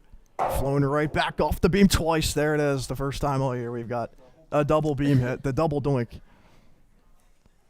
Shout out to the Eagles fans out there. I'm not one of them, but I'll give you the double doink. Double doink was a great one. Count stays 2-2. Broderick digs back in. Walsh comes set. Gets the sign from Cusick. Looks Woolwine back a pair of times. Make it 3. 2-2. Out of play again. Broderick fighting to stay alive in this at bat. Got to take advantage and maintain this momentum that the Blazers have grabbed since the top of the 6th inning. 7 pitches so far. The 8th pitch of the AB on the way to Broderick, and he swings and misses that one way outside of the zone. A big strikeout for Walsh, 1 out in the inning. Kind of a perfect pitch from Walsh because, Number 10, staying alive, Broderick, Pasco. he was, I don't know, that kind of seemed like he was just going to swing at anything. And that one, just the movement on it, excellent location from Walsh to get Broderick on that one. Turn Broderick's bat into a samurai sword, and he's back to the dugout. 1 out now in the inning. And Mike Pasco, the starting pitcher for the Blazers in this game, takes the first pitch outside.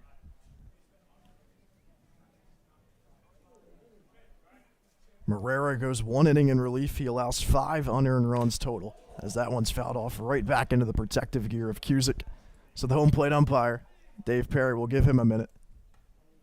It's the second time this game that's happened.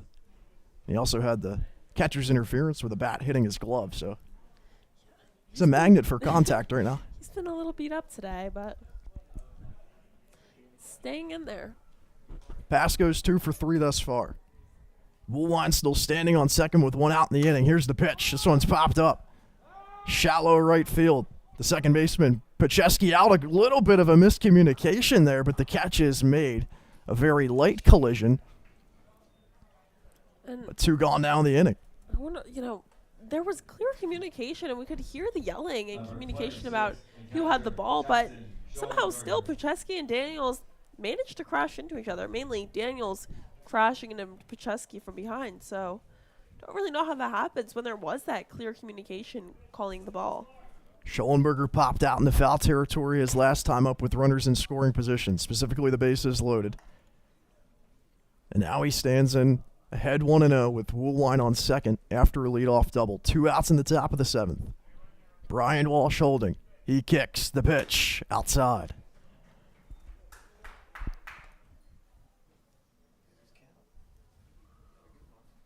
These two teams have played nothing but low-scoring games all year. The championship game comes, and the bats come to bats.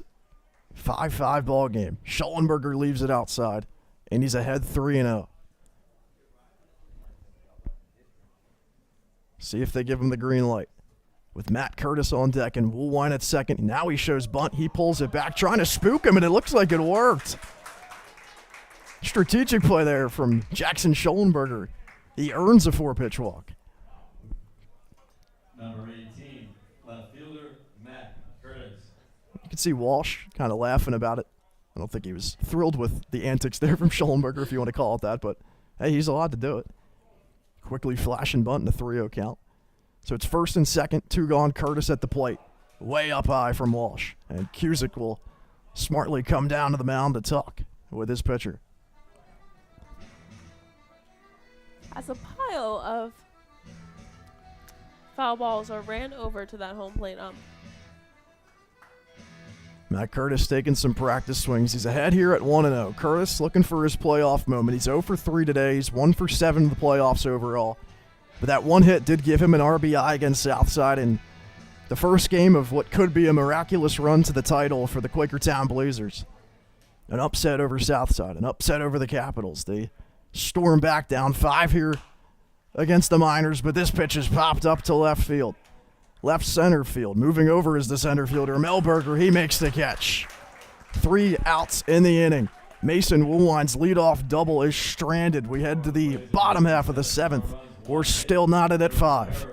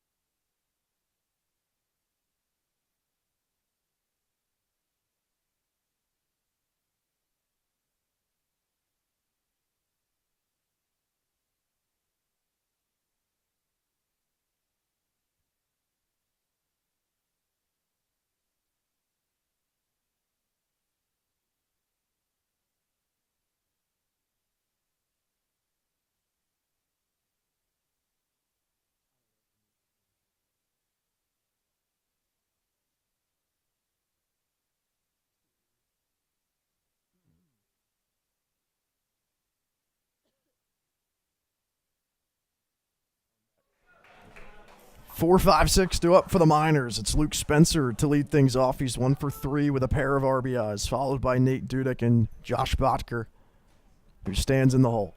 Takes the first pitch from Grant Fitzgerald. It finds the zone. It's 0-1. Still the same defensively for Quakertown. A little bit of chirping between that home plate ump, Dave Perry, and the Blazers dugout. Talking to Coach Mike Fitzgerald. As this one's lifted in the air out to left field. Curtis ranging back. He has room, and he makes the catch. Great read by the left fielder off the bat. He makes it for out number 1.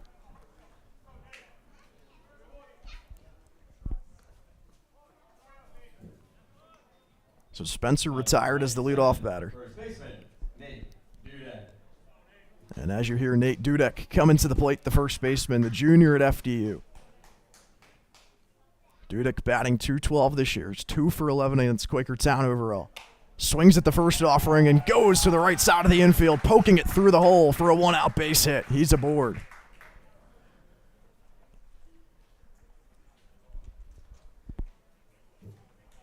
Number 30, left fielder, Josh Botker. And Josh Botker will come to the plate. 30 v 30 here with Grant Fitzgerald rocking the number 30 on the mound, facing off with Botker. Also sporting the number 30 on the back of the Wilkes-Barre Miners white home jerseys. Here's Grant Fitzgerald's first offering. It's fouled back over our heads. And it's 0-1. The Blazers waste a leadoff double by Mason Woolwine in the last half inning in the top of the 7th. The next 3 batters going down in order after that. Fitzgerald looking the runner back out of the stretch. He deals outside. It's 1-1.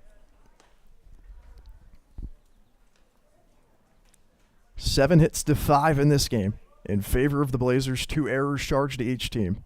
And the category that matters, it's 5-5. Fitzgerald off speed, opposite field, right field. That drops in for a base hit. Everett fields it on one hop. He gets it in quickly, so he holds Dudek at second. Another one-out base hit. First and second. I mean, and now, it kind of feels like the momentum shifting a little bit back towards the Miners. So, this game, it feels like a championship game. It feels like the title game. Both teams now, it's you either win or you lose. And it's the whole league's title, the inaugural league title. So, definitely everyone wants to be the first team to ever do it. Devin Markert at the plate. Fouls the first pitch off. He's 0 for 2 with a walk and an RBI ground out today. Down 0-1 with runners on first and second. Dudek at second, Botker at first. Fitzgerald holding at the belt, looking the runners back. Here's his pitch. Swing and a miss. 0-2. Markert takes a little bit of a longer walk out of the box. Finds himself down 0-2. Facing the left-handed reliever, Grant Fitzgerald. 0-2 pitch. Outside. He goes off speed and called a waste pitch if you want. Misses well out. Dudek at second. He takes his lead. Botker at first. Fitzgerald ready. Here comes the 1-2 pitch. This one's popped up. In the left field. Matt Curtis again. He's under it. He's got it. Out number 2.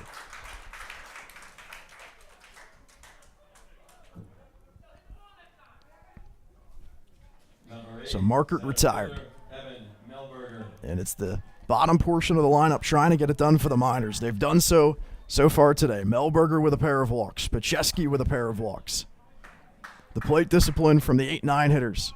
Spectacular these last 2 days for the Capitals and for the Miners thus far. Fitzgerald comes set. First pitch. In for a strike. The backdoor breaking ball finds the zone. The 2 guys in the bottom, Melberger and Pacheski, definitely getting it done for the Miners. But I think big key is what you just said. Both of them have a pair of walks to their name. Neither of them have a hit, so that's advantage of Fitzgerald, who has been able to consistently find the zone as the count now moves to 0-2. Beautiful pitch. Back-to-back breaking balls on the inside part of the plate, and he does a head 0-2 with 2 outs in the inning. Melberger at the plate, the center fielder. Runners on first and second. Here's the 0-2. Off speed again. It's popped up. Shallow center field. Tavares, the shortstop, ranging back. Woolwine calls him off, and he's got it. He makes the catch for the 3rd out in the inning, and Grant Fitzgerald, ice in his veins. He strands runners on first and second in the bottom of the 7th. We will head to the 8th. Both teams with 5 runs knotted in the ECCBL inaugural championship game. Stay with us here on the Quakertown Blazers YouTube channel.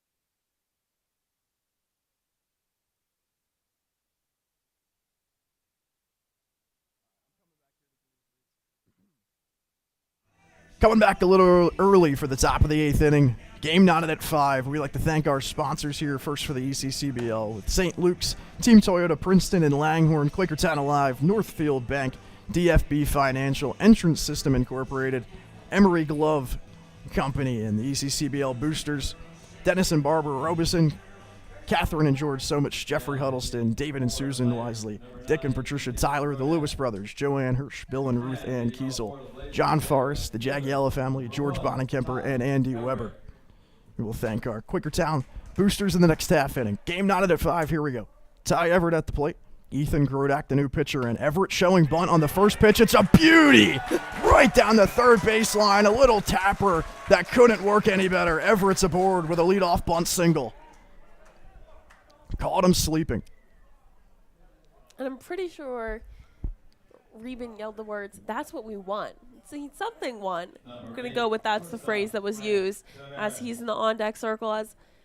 Just a beautiful bunt by Everett. And we've seen bunts from the Blazers in the second half of the season, but I don't think they've bunted to get a leadoff man on yet. And certainly caught the third baseman and Luke Spencer completely off guard.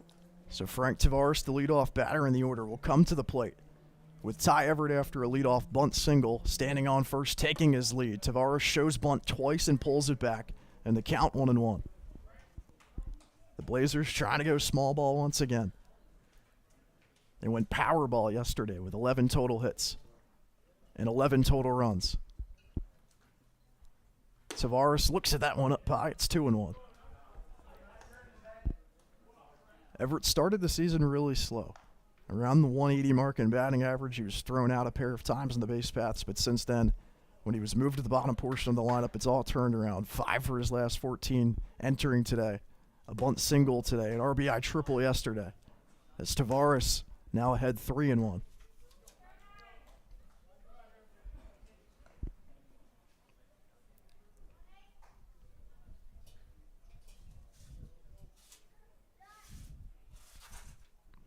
Grodak delivers upstairs again. Tavares, a 5-pitch walk. He signals to the dugout. Carter Reben coming to the plate.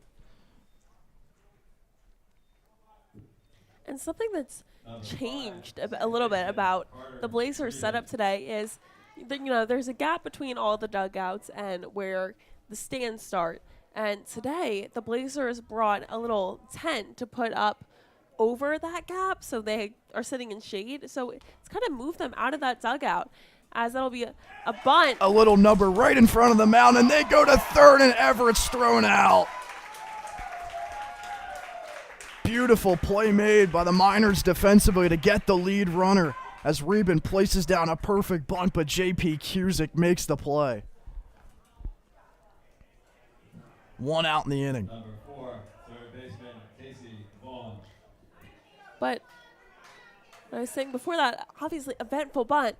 Having all those guys out of the dugout in that area in between has definitely allowed them to chirp a lot more and really, be on each other in that on-deck circle. So Tavares standing at second, Carter Reben at first. 1 out in the inning, Casey Vaughn at the plate. Ethan Grodak, 0-2 this year win-loss-wise. He's pitched a total of 10 innings. All in relief. Vaughn chops that one foul down the first base side. It's 1-1. Blazers went small ball. Bunt single by Ty Everett. Frank Tavares taking pitches after showing bunt. He works a 5-pitch walk, and then Carter Reben places down a pretty solid one, but J.P. Cusick makes an elite play to third. And Luke Spencer makes an even better catch at third to get Ty Everett as Vaughn swings and misses. It's 1-2.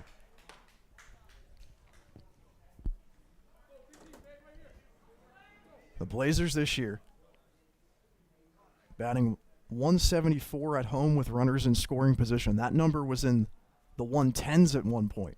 It's boosted up a little bit. The ERA at home has dropped massively in the second half of the year as things have turned around.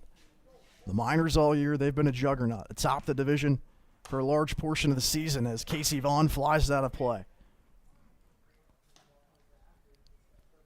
It all amounts to a Northern Division showdown. It's 2 innings to decide it. The Blazers 5, the Miners 5. First and second here for Vaughn. 1 out in the inning. Grodak versus the switch-hitting current lefty. Vaughn looks at it upstairs. It's 2-2. And Vaughn continues to show off his play discipline that he's shown all season. Tavares at second, extending his lead. Reben at first, a bigger lead. Vaughn fouls it back. Staying alive in the count.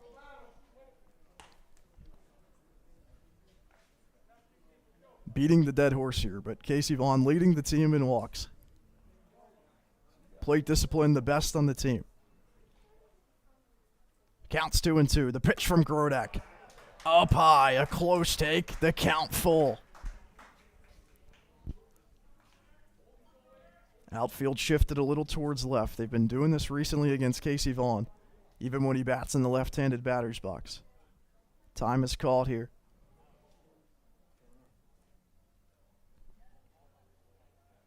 Did we lose track of the count here or something going on?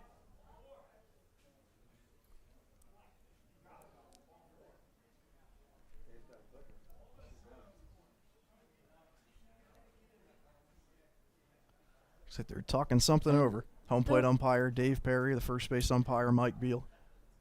There was second base Jeff Judges. I don't know if you noticed, Rocco, but he paused at one point in between a pitch and did some,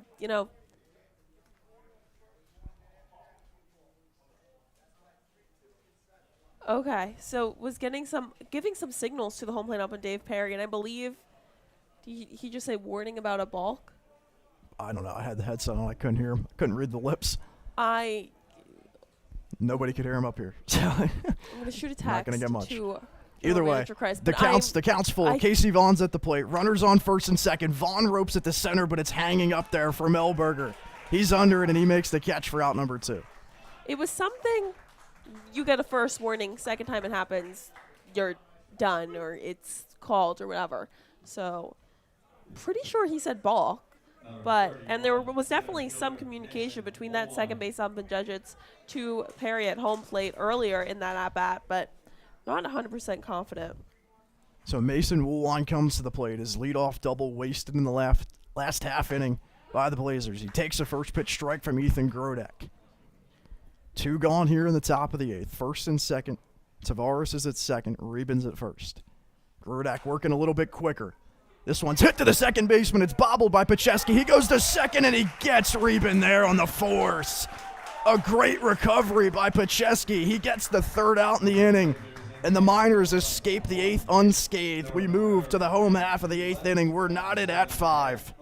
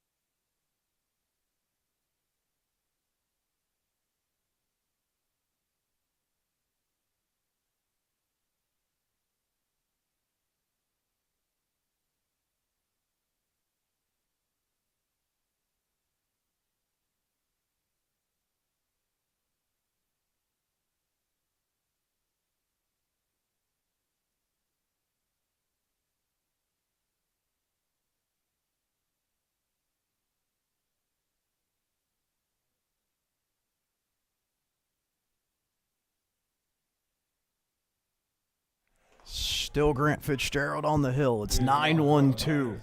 Due up for the Scranton Wilkes-Barre Miners. We thank you for joining us here in the ECCBL inaugural championship game, 3:12 p.m. on Sunday afternoon, the heart of Quakertown at Memorial Park. Rocco Pellegrino in the booth, joined alongside Julie Henry. She's tending to some camera issues. She'll be back up here in a minute. Pitch is fouled back by Pacheski.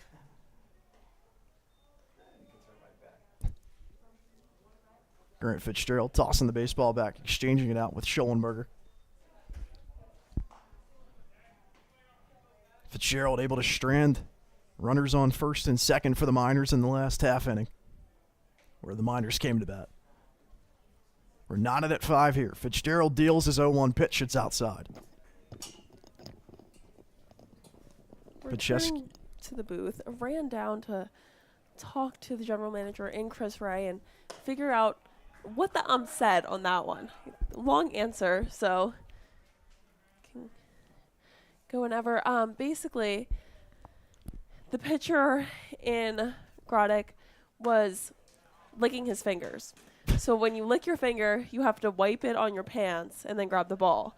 He was just licking his fingers, grabbing the ball. Interesting. So in the second base ump and judges thought it was just a ball, because when that happens, it's a ball. But in the NCAA, you get 1 warning. Okay. So that was the discrepancy.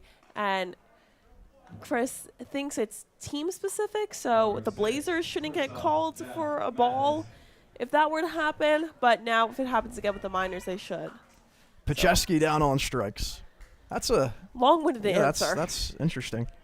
Who would have thought that would be coming into play here in the final innings of a championship game, knotted at 5? Yeah, certainly not a rule I even knew existed before. Yeah. Just hearing.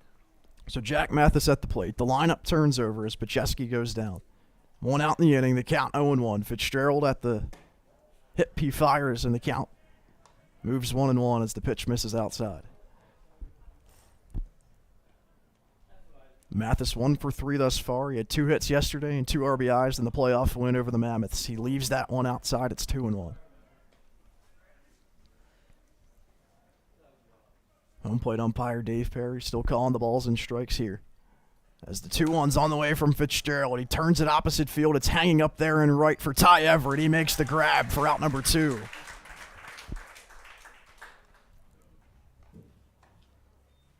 The Blazers have been operating as the away team here throughout the course of the playoffs, despite playing at Memorial Park. And hard to argue maybe it's not playing a factor. I mean, it seems like it might.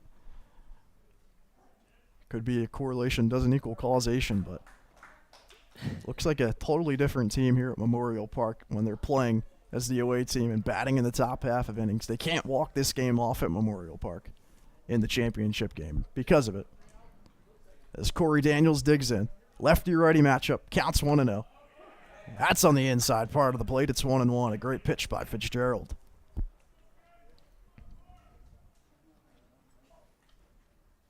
Fitzgerald already working quickly. 1-1. Just inside. Groans from the crowd on the Quakertown side. Schollenberger turned around to ask Perry about, how close to that one was it missing? Fitzgerald, that one gets away from him. Slipped out of the grip. And it's a 3-1 count here to Corey Daniels, who joined the team mid-season for Scranton, starting in right field in the 2-hole today. He leaves that one outside. He works a 5-pitch, 2-out walk.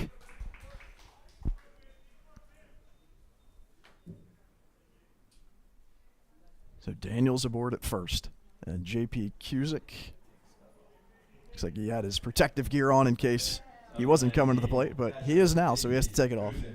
And Cusick, a delayed walk-up, but making it to the batter's box right now.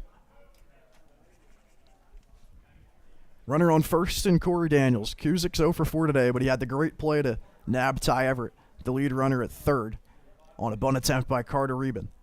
Force play at third. 2 gone in the inning. Cusick turns it opposite field through the hole on the right side. Everett fields it on 1 hop. He gets it in. And it's first and second again. Back-to-back innings. 2 outs for the Miners. Cusick's aboard. And a big hit by Cusick. And if you're the Miners, you really want to come in. The Blazers are already feeling pressure, obviously, as, they have those final at-bats. But if you're the Miners, you want to try and tack on a run or 2 here to add on to that pressure and, prevent the possibility of extra innings. First and second here, 2 gone in the inning. Fitzgerald ready. His first offering to Luke Spencer is pulled to left field. That hangs up there for Matt Curtis. A great read off the bat. A few steps in. He makes the grab for the third out. First and second stranded again for Grant Fitzgerald and the Blazers as the Miners leave the two runners stranded. We head to the ninth inning of the ECCBL championship game. It is 5-5. Here we go. Stay with us on the Blazers YouTube channel to see the ending of this instant classic.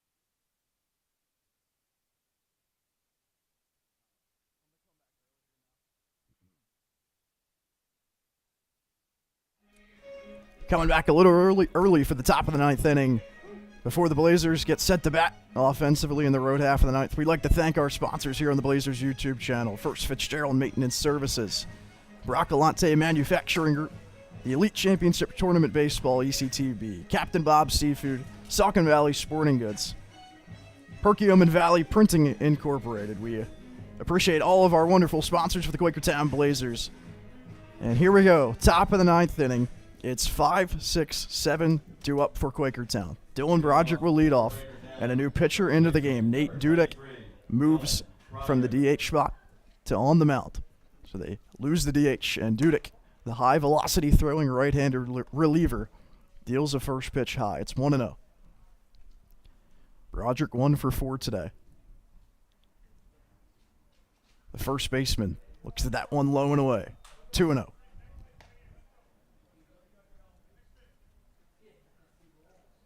Broderick, one of the 5 runs that came across in that 5 spot in the 6th for Quakertown. He quickly flashes bunt again. J.P. Cusick's not happy about that, the catcher. And it's now 3-0. Schollenberger did it earlier. It's throwing off the delivery, kind of stunning the pitchers a little bit of Scranton. 3-0 on the way. Broderick shows bunt again. He pulls that one back. Not as much of a flash at it. And it's 3-1.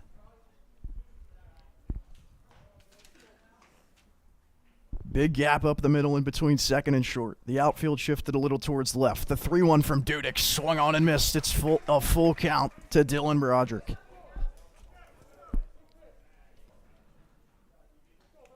Broderick been moved throughout the top of the lineup. He finds himself in the 5-hole as he pops this one up to the right side of the infield. It's the first baseman, Devin Marker, in foul territory, making the grab. 1 out. One change for the Miners. Now pitching number 27, Nate Dudek.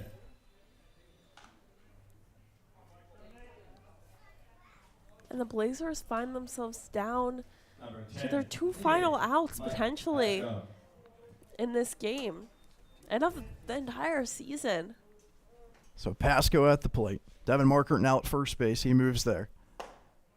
After making that catch for the first out in the inning. First pitch there to Mike Pasco, in for a strike. Devin Marker. Counts 0-1. 1 gone in the inning. Pasco turns on one, left field line. It's fair. It's going to roll all the way towards the left field foul pole. Pasco's digging for 2. The throw by the left fielder, Botker. It's cut off by the shortstop, Mathis. 1 out double.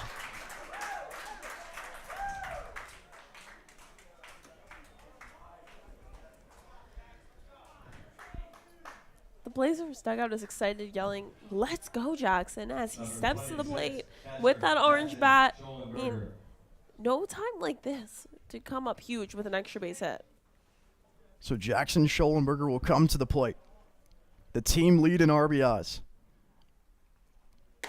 First pitch is yanked into the left-handed batter's box by Nate Dudek. It's 1-0. Schollenberger a chance to make up for all the times with the runners in scoring positions where he's unfortunately has not been able to come through earlier this year in the regular season. One hit here and it all changes the tide. Down the third baseline, fair. Pass goes Sherman for third. He's getting the wave from Mike Fitzgerald. He's coming home. He will score. Jackson Schollenberger puts the Blazers on top. It's 6-5.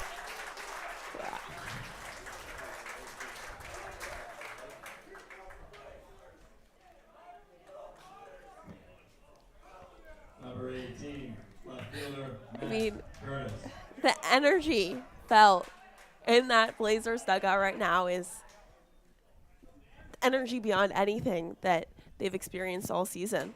Matt Curtis at the plate. He takes a first pitch strike. 6 unanswered for the Blazers. 5 in the 6th and 1 in the top of the 9th. They have the lead. Curtis looks at that one upstairs. It's 2-0 as the dugout making noise. The Blazers will have the lead entering the bottom of the 9th inning, but they would like it to be more than 1. 1 out here in the 9th. Schollenberger at first. That pitch bounces. It hits the foot of Cusick. It rolls down the first base line, and Schollenberger's at second.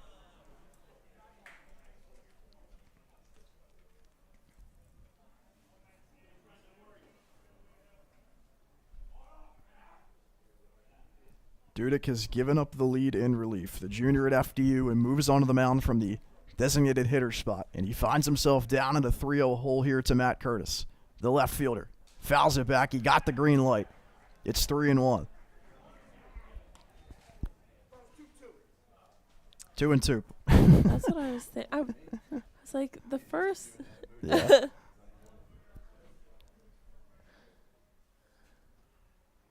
Dudek ready. Curtis, hard hit ground ball through the left side. It sneaks into left field. Bobbled by a minute by Bacher, but he corrals it. A 1-out single. Runners on the corners. Matt Curtis comes through. And I mean, it's just kind of crazy. You can't make this up. You can't write the script. When the Blazers scored their 5 runs in the top of the 6th inning, it was back-to-back-to-back balls to right field. Just right field shots, right field shots, right field shots. And now here in the top of the 9th inning, it's been left field, left field, left field. So just crazy.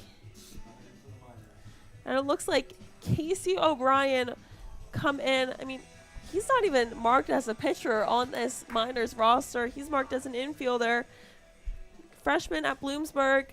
He'll step in to try and close this out. It's a 1-run ball game here at Memorial Park. It's runners on the corners. Schollenberger's at third. Matt Curtis is at first. Ty Everett will come to the plate.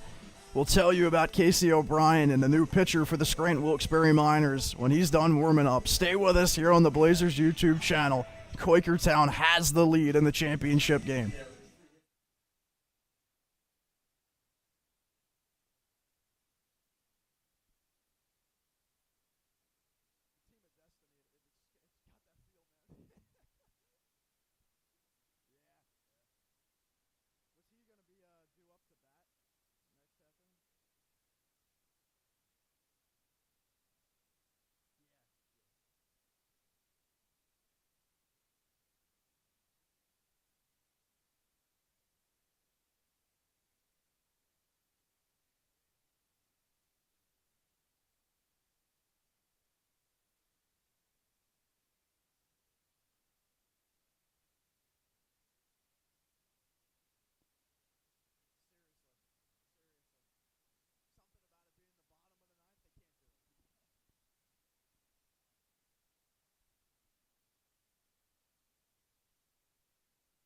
Pitching for the Miners, he'll be batting in the 5th spot in the order. Number 5, Casey O'Brien. And as you hear, Casey O'Brien, the new pitcher, into the game for Nate Dudek. Ty Everett at the plate, the Quakertown graduate.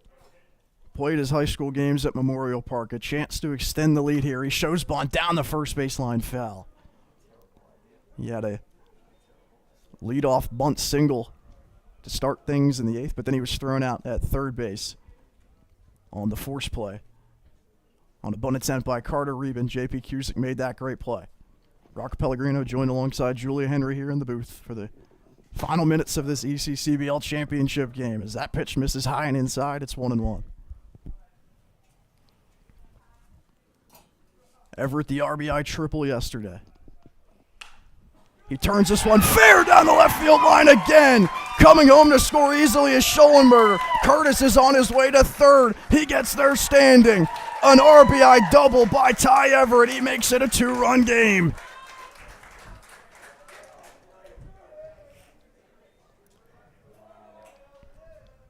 Second and third, 1 out. And the carousel continues.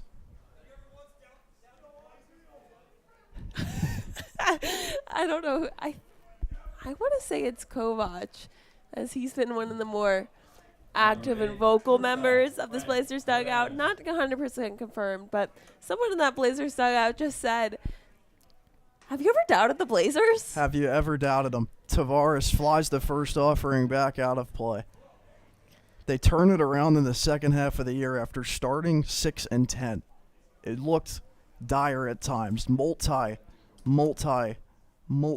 losses as Tavares pops this one up in foul territory. Markert moving over. He makes the catch for out number 2. But this Blazers team, it looked like rock bottom for a while. They've been mercy ruled here at home 3 times throughout the course of the week and weekday games in the regular season. There were multiple times where it looked deadly, but they've turned it around in the second half, and they have a 2-run lead in the ECCBL championship game. They didn't get their first win at home during a weeknight game until the Friday before the season-ending doubleheaders against the Miners, too. Yeah.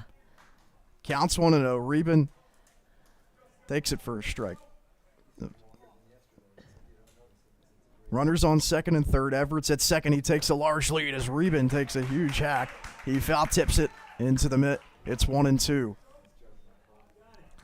Matt Curtis standing on third. Casey O'Brien trying to keep it a 2-run game. Here's his 1-2 pitch. Swing and a miss by Carter Reben. Reben tosses the bat, not happy about it, but the Blazers have taken the lead in the top of the 9th inning. A Jackson Schollenberger RBI single to make it 6-5. That scored Mike Pasco, followed by a Curtis single and a Ty Everett RBI double to make it 7-5. We'll see who tries to close it out for Quakertown in the bottom of the 9th. They're 3 outs away from winning the inaugural ECCBL championship game.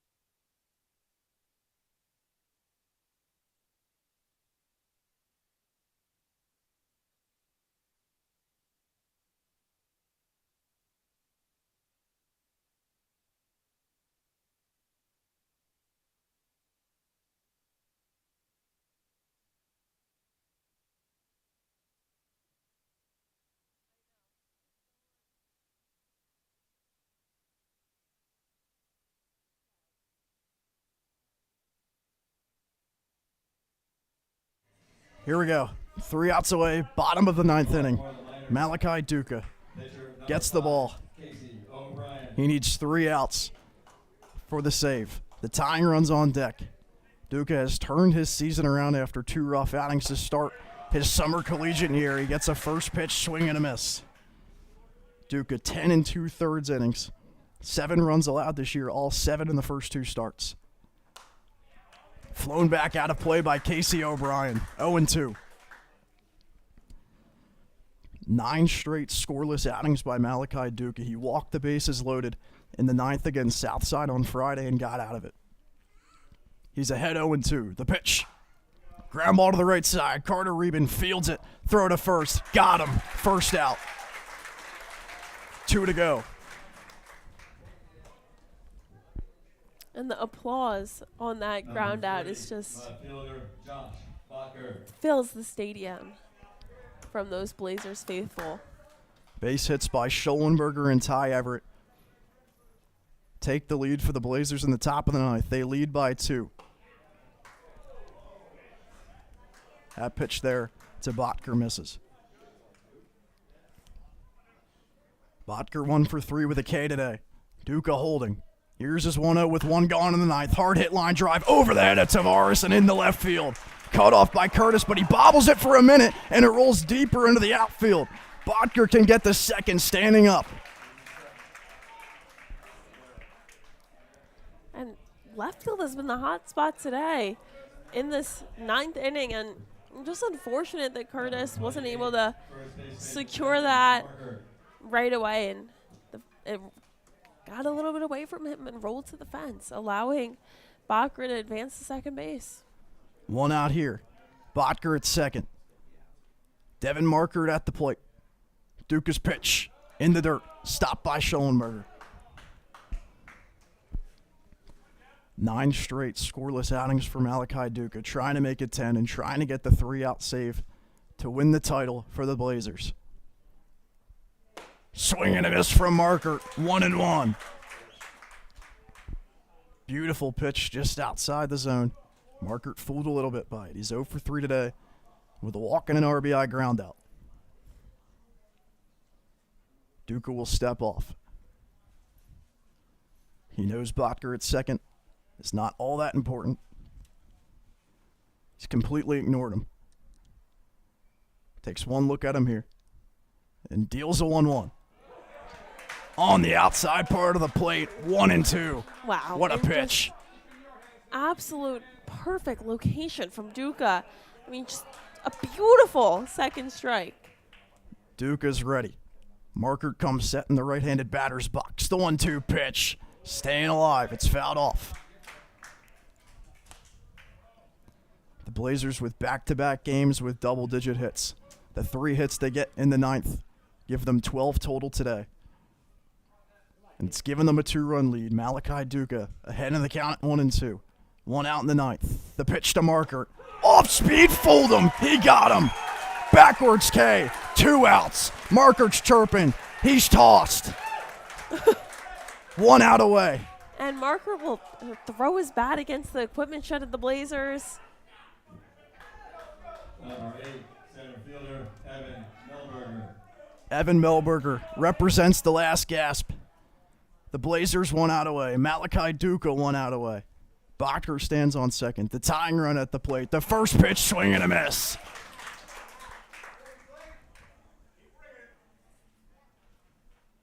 Anxious moments at Memorial Park. Heartbeats racing. A turnaround in the second half to remember for ages. If they could get one more out. Duca's ready. The 1-1, swing and a miss. 0-2, not 1-1, pardon me. 1 strike away. And it all comes down to this. Duca gets the sign from Schollenberger. The 0-2 pitch with 2 gone in the 9th. Swung on and missed. The Quakertown Blazers have trailblazed their way to the ECCBL inaugural championship. They are the 2024 East Coast Collegiate Baseball League champions.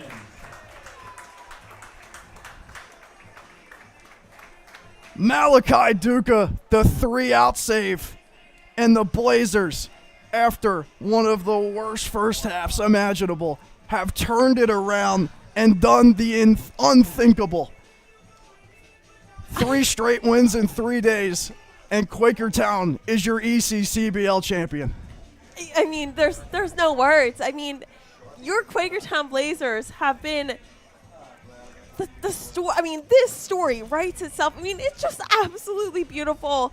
I mean, the struggles, the shutouts, the mercy rules they dealt with, then all those mid-season additions who helped them greatly. The pitching, manager Mike Fitzgerald said they knew they had this pitching staff. They knew their pitching staff was elite. It just wasn't there. It took it a while to figure themselves out, but here they are, ECCBL inaugural champions.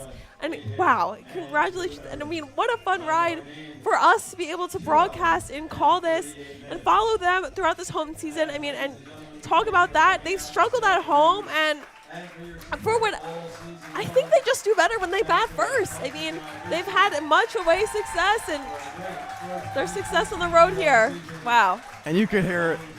The fans, round of applause, a standing ovation, a simply unreal turnaround that no one thought was possible after that start in the first half as they dumped a Gatorade on Coach Mike Fitzgerald. What a turnaround. What a season.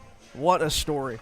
Malachi Duca couldn't throw a strike in his first 2 outings. 7 runs allowed here at Memorial Park in his first 2 outings. Walked the bases loaded on Friday. He gets out of it. And he gets a 3-out save here tonight. And Ty Everett, the Quakertown graduate, comes through with an insurance run, an RBI double in the top of the 9th after Jackson Schollenberger, who struggled all year long with runners in scoring position, comes through with a base hit down the left field line to take the lead. And the Quakertown Blazers have defeated the Scranton Wilkes-Barre Miners in an instant classic, a 5-spot in the top of the 6th inning when they were trailing 5-0, and the comeback kids do it again. Just, it's hard to put it into words, Julia. It's hard to put it into words. I'm at a loss for words, too. I mean, just incredible the way the Blazers have been able to come back. I mean, they snuck into playoffs, winning 4 of their last 5. They had to play, we talked about 43 innings in just 4 days, sneaking into playoffs. I mean, they've stayed hot. The Blazers are burning, and here they are, your inaugural ECCBL 2024 champions. It's hard to close it on any thought after watching a turnaround in a game and watching a turnaround in a season that we just saw, as the Blazers, down by the first base line, hold up the ECCBL inaugural championship trophy. The general manager, Chris Ray, presenting it to them. This coaching staff of Mike Fitzgerald, simply a crazy turnaround. And as you said, Julia, we're grateful we were able to document it here on the YouTube channel of the Quakertown Blazers throughout this 2024 summer collegiate season. Congratulations to everyone involved, all of the coaches, trainers, the field prep, the concession stands down below us, everyone that was a part here at Memorial Park throughout the course of this year. And after the Blazers had their 22-year postponed, they come back in 24 with a new grandstand at Memorial Park, a new press box, new everything, and a new ECCBL championship to add to the shelf. Julia, I'll give it to you. One final thought before we go. Yeah, it's just been incredible to watch these guys grow over the course of the season. I mean, especially the pitching staff. I mean, from Malachi Duca's first outings coming back from injury to closing out the ECCBL championship game with 2 strikeouts in the bottom of the 9th. I mean, it's just been incredible to watch all these guys grow throughout the season. Best of luck to them throughout the rest of their collegiate season, and it's been an incredible ride. So one last time, I'm Julia Henry, joined alongside Rocco Pellegrino, and that's it. Your Quakertown Blazers are the inaugural ECCBL champions.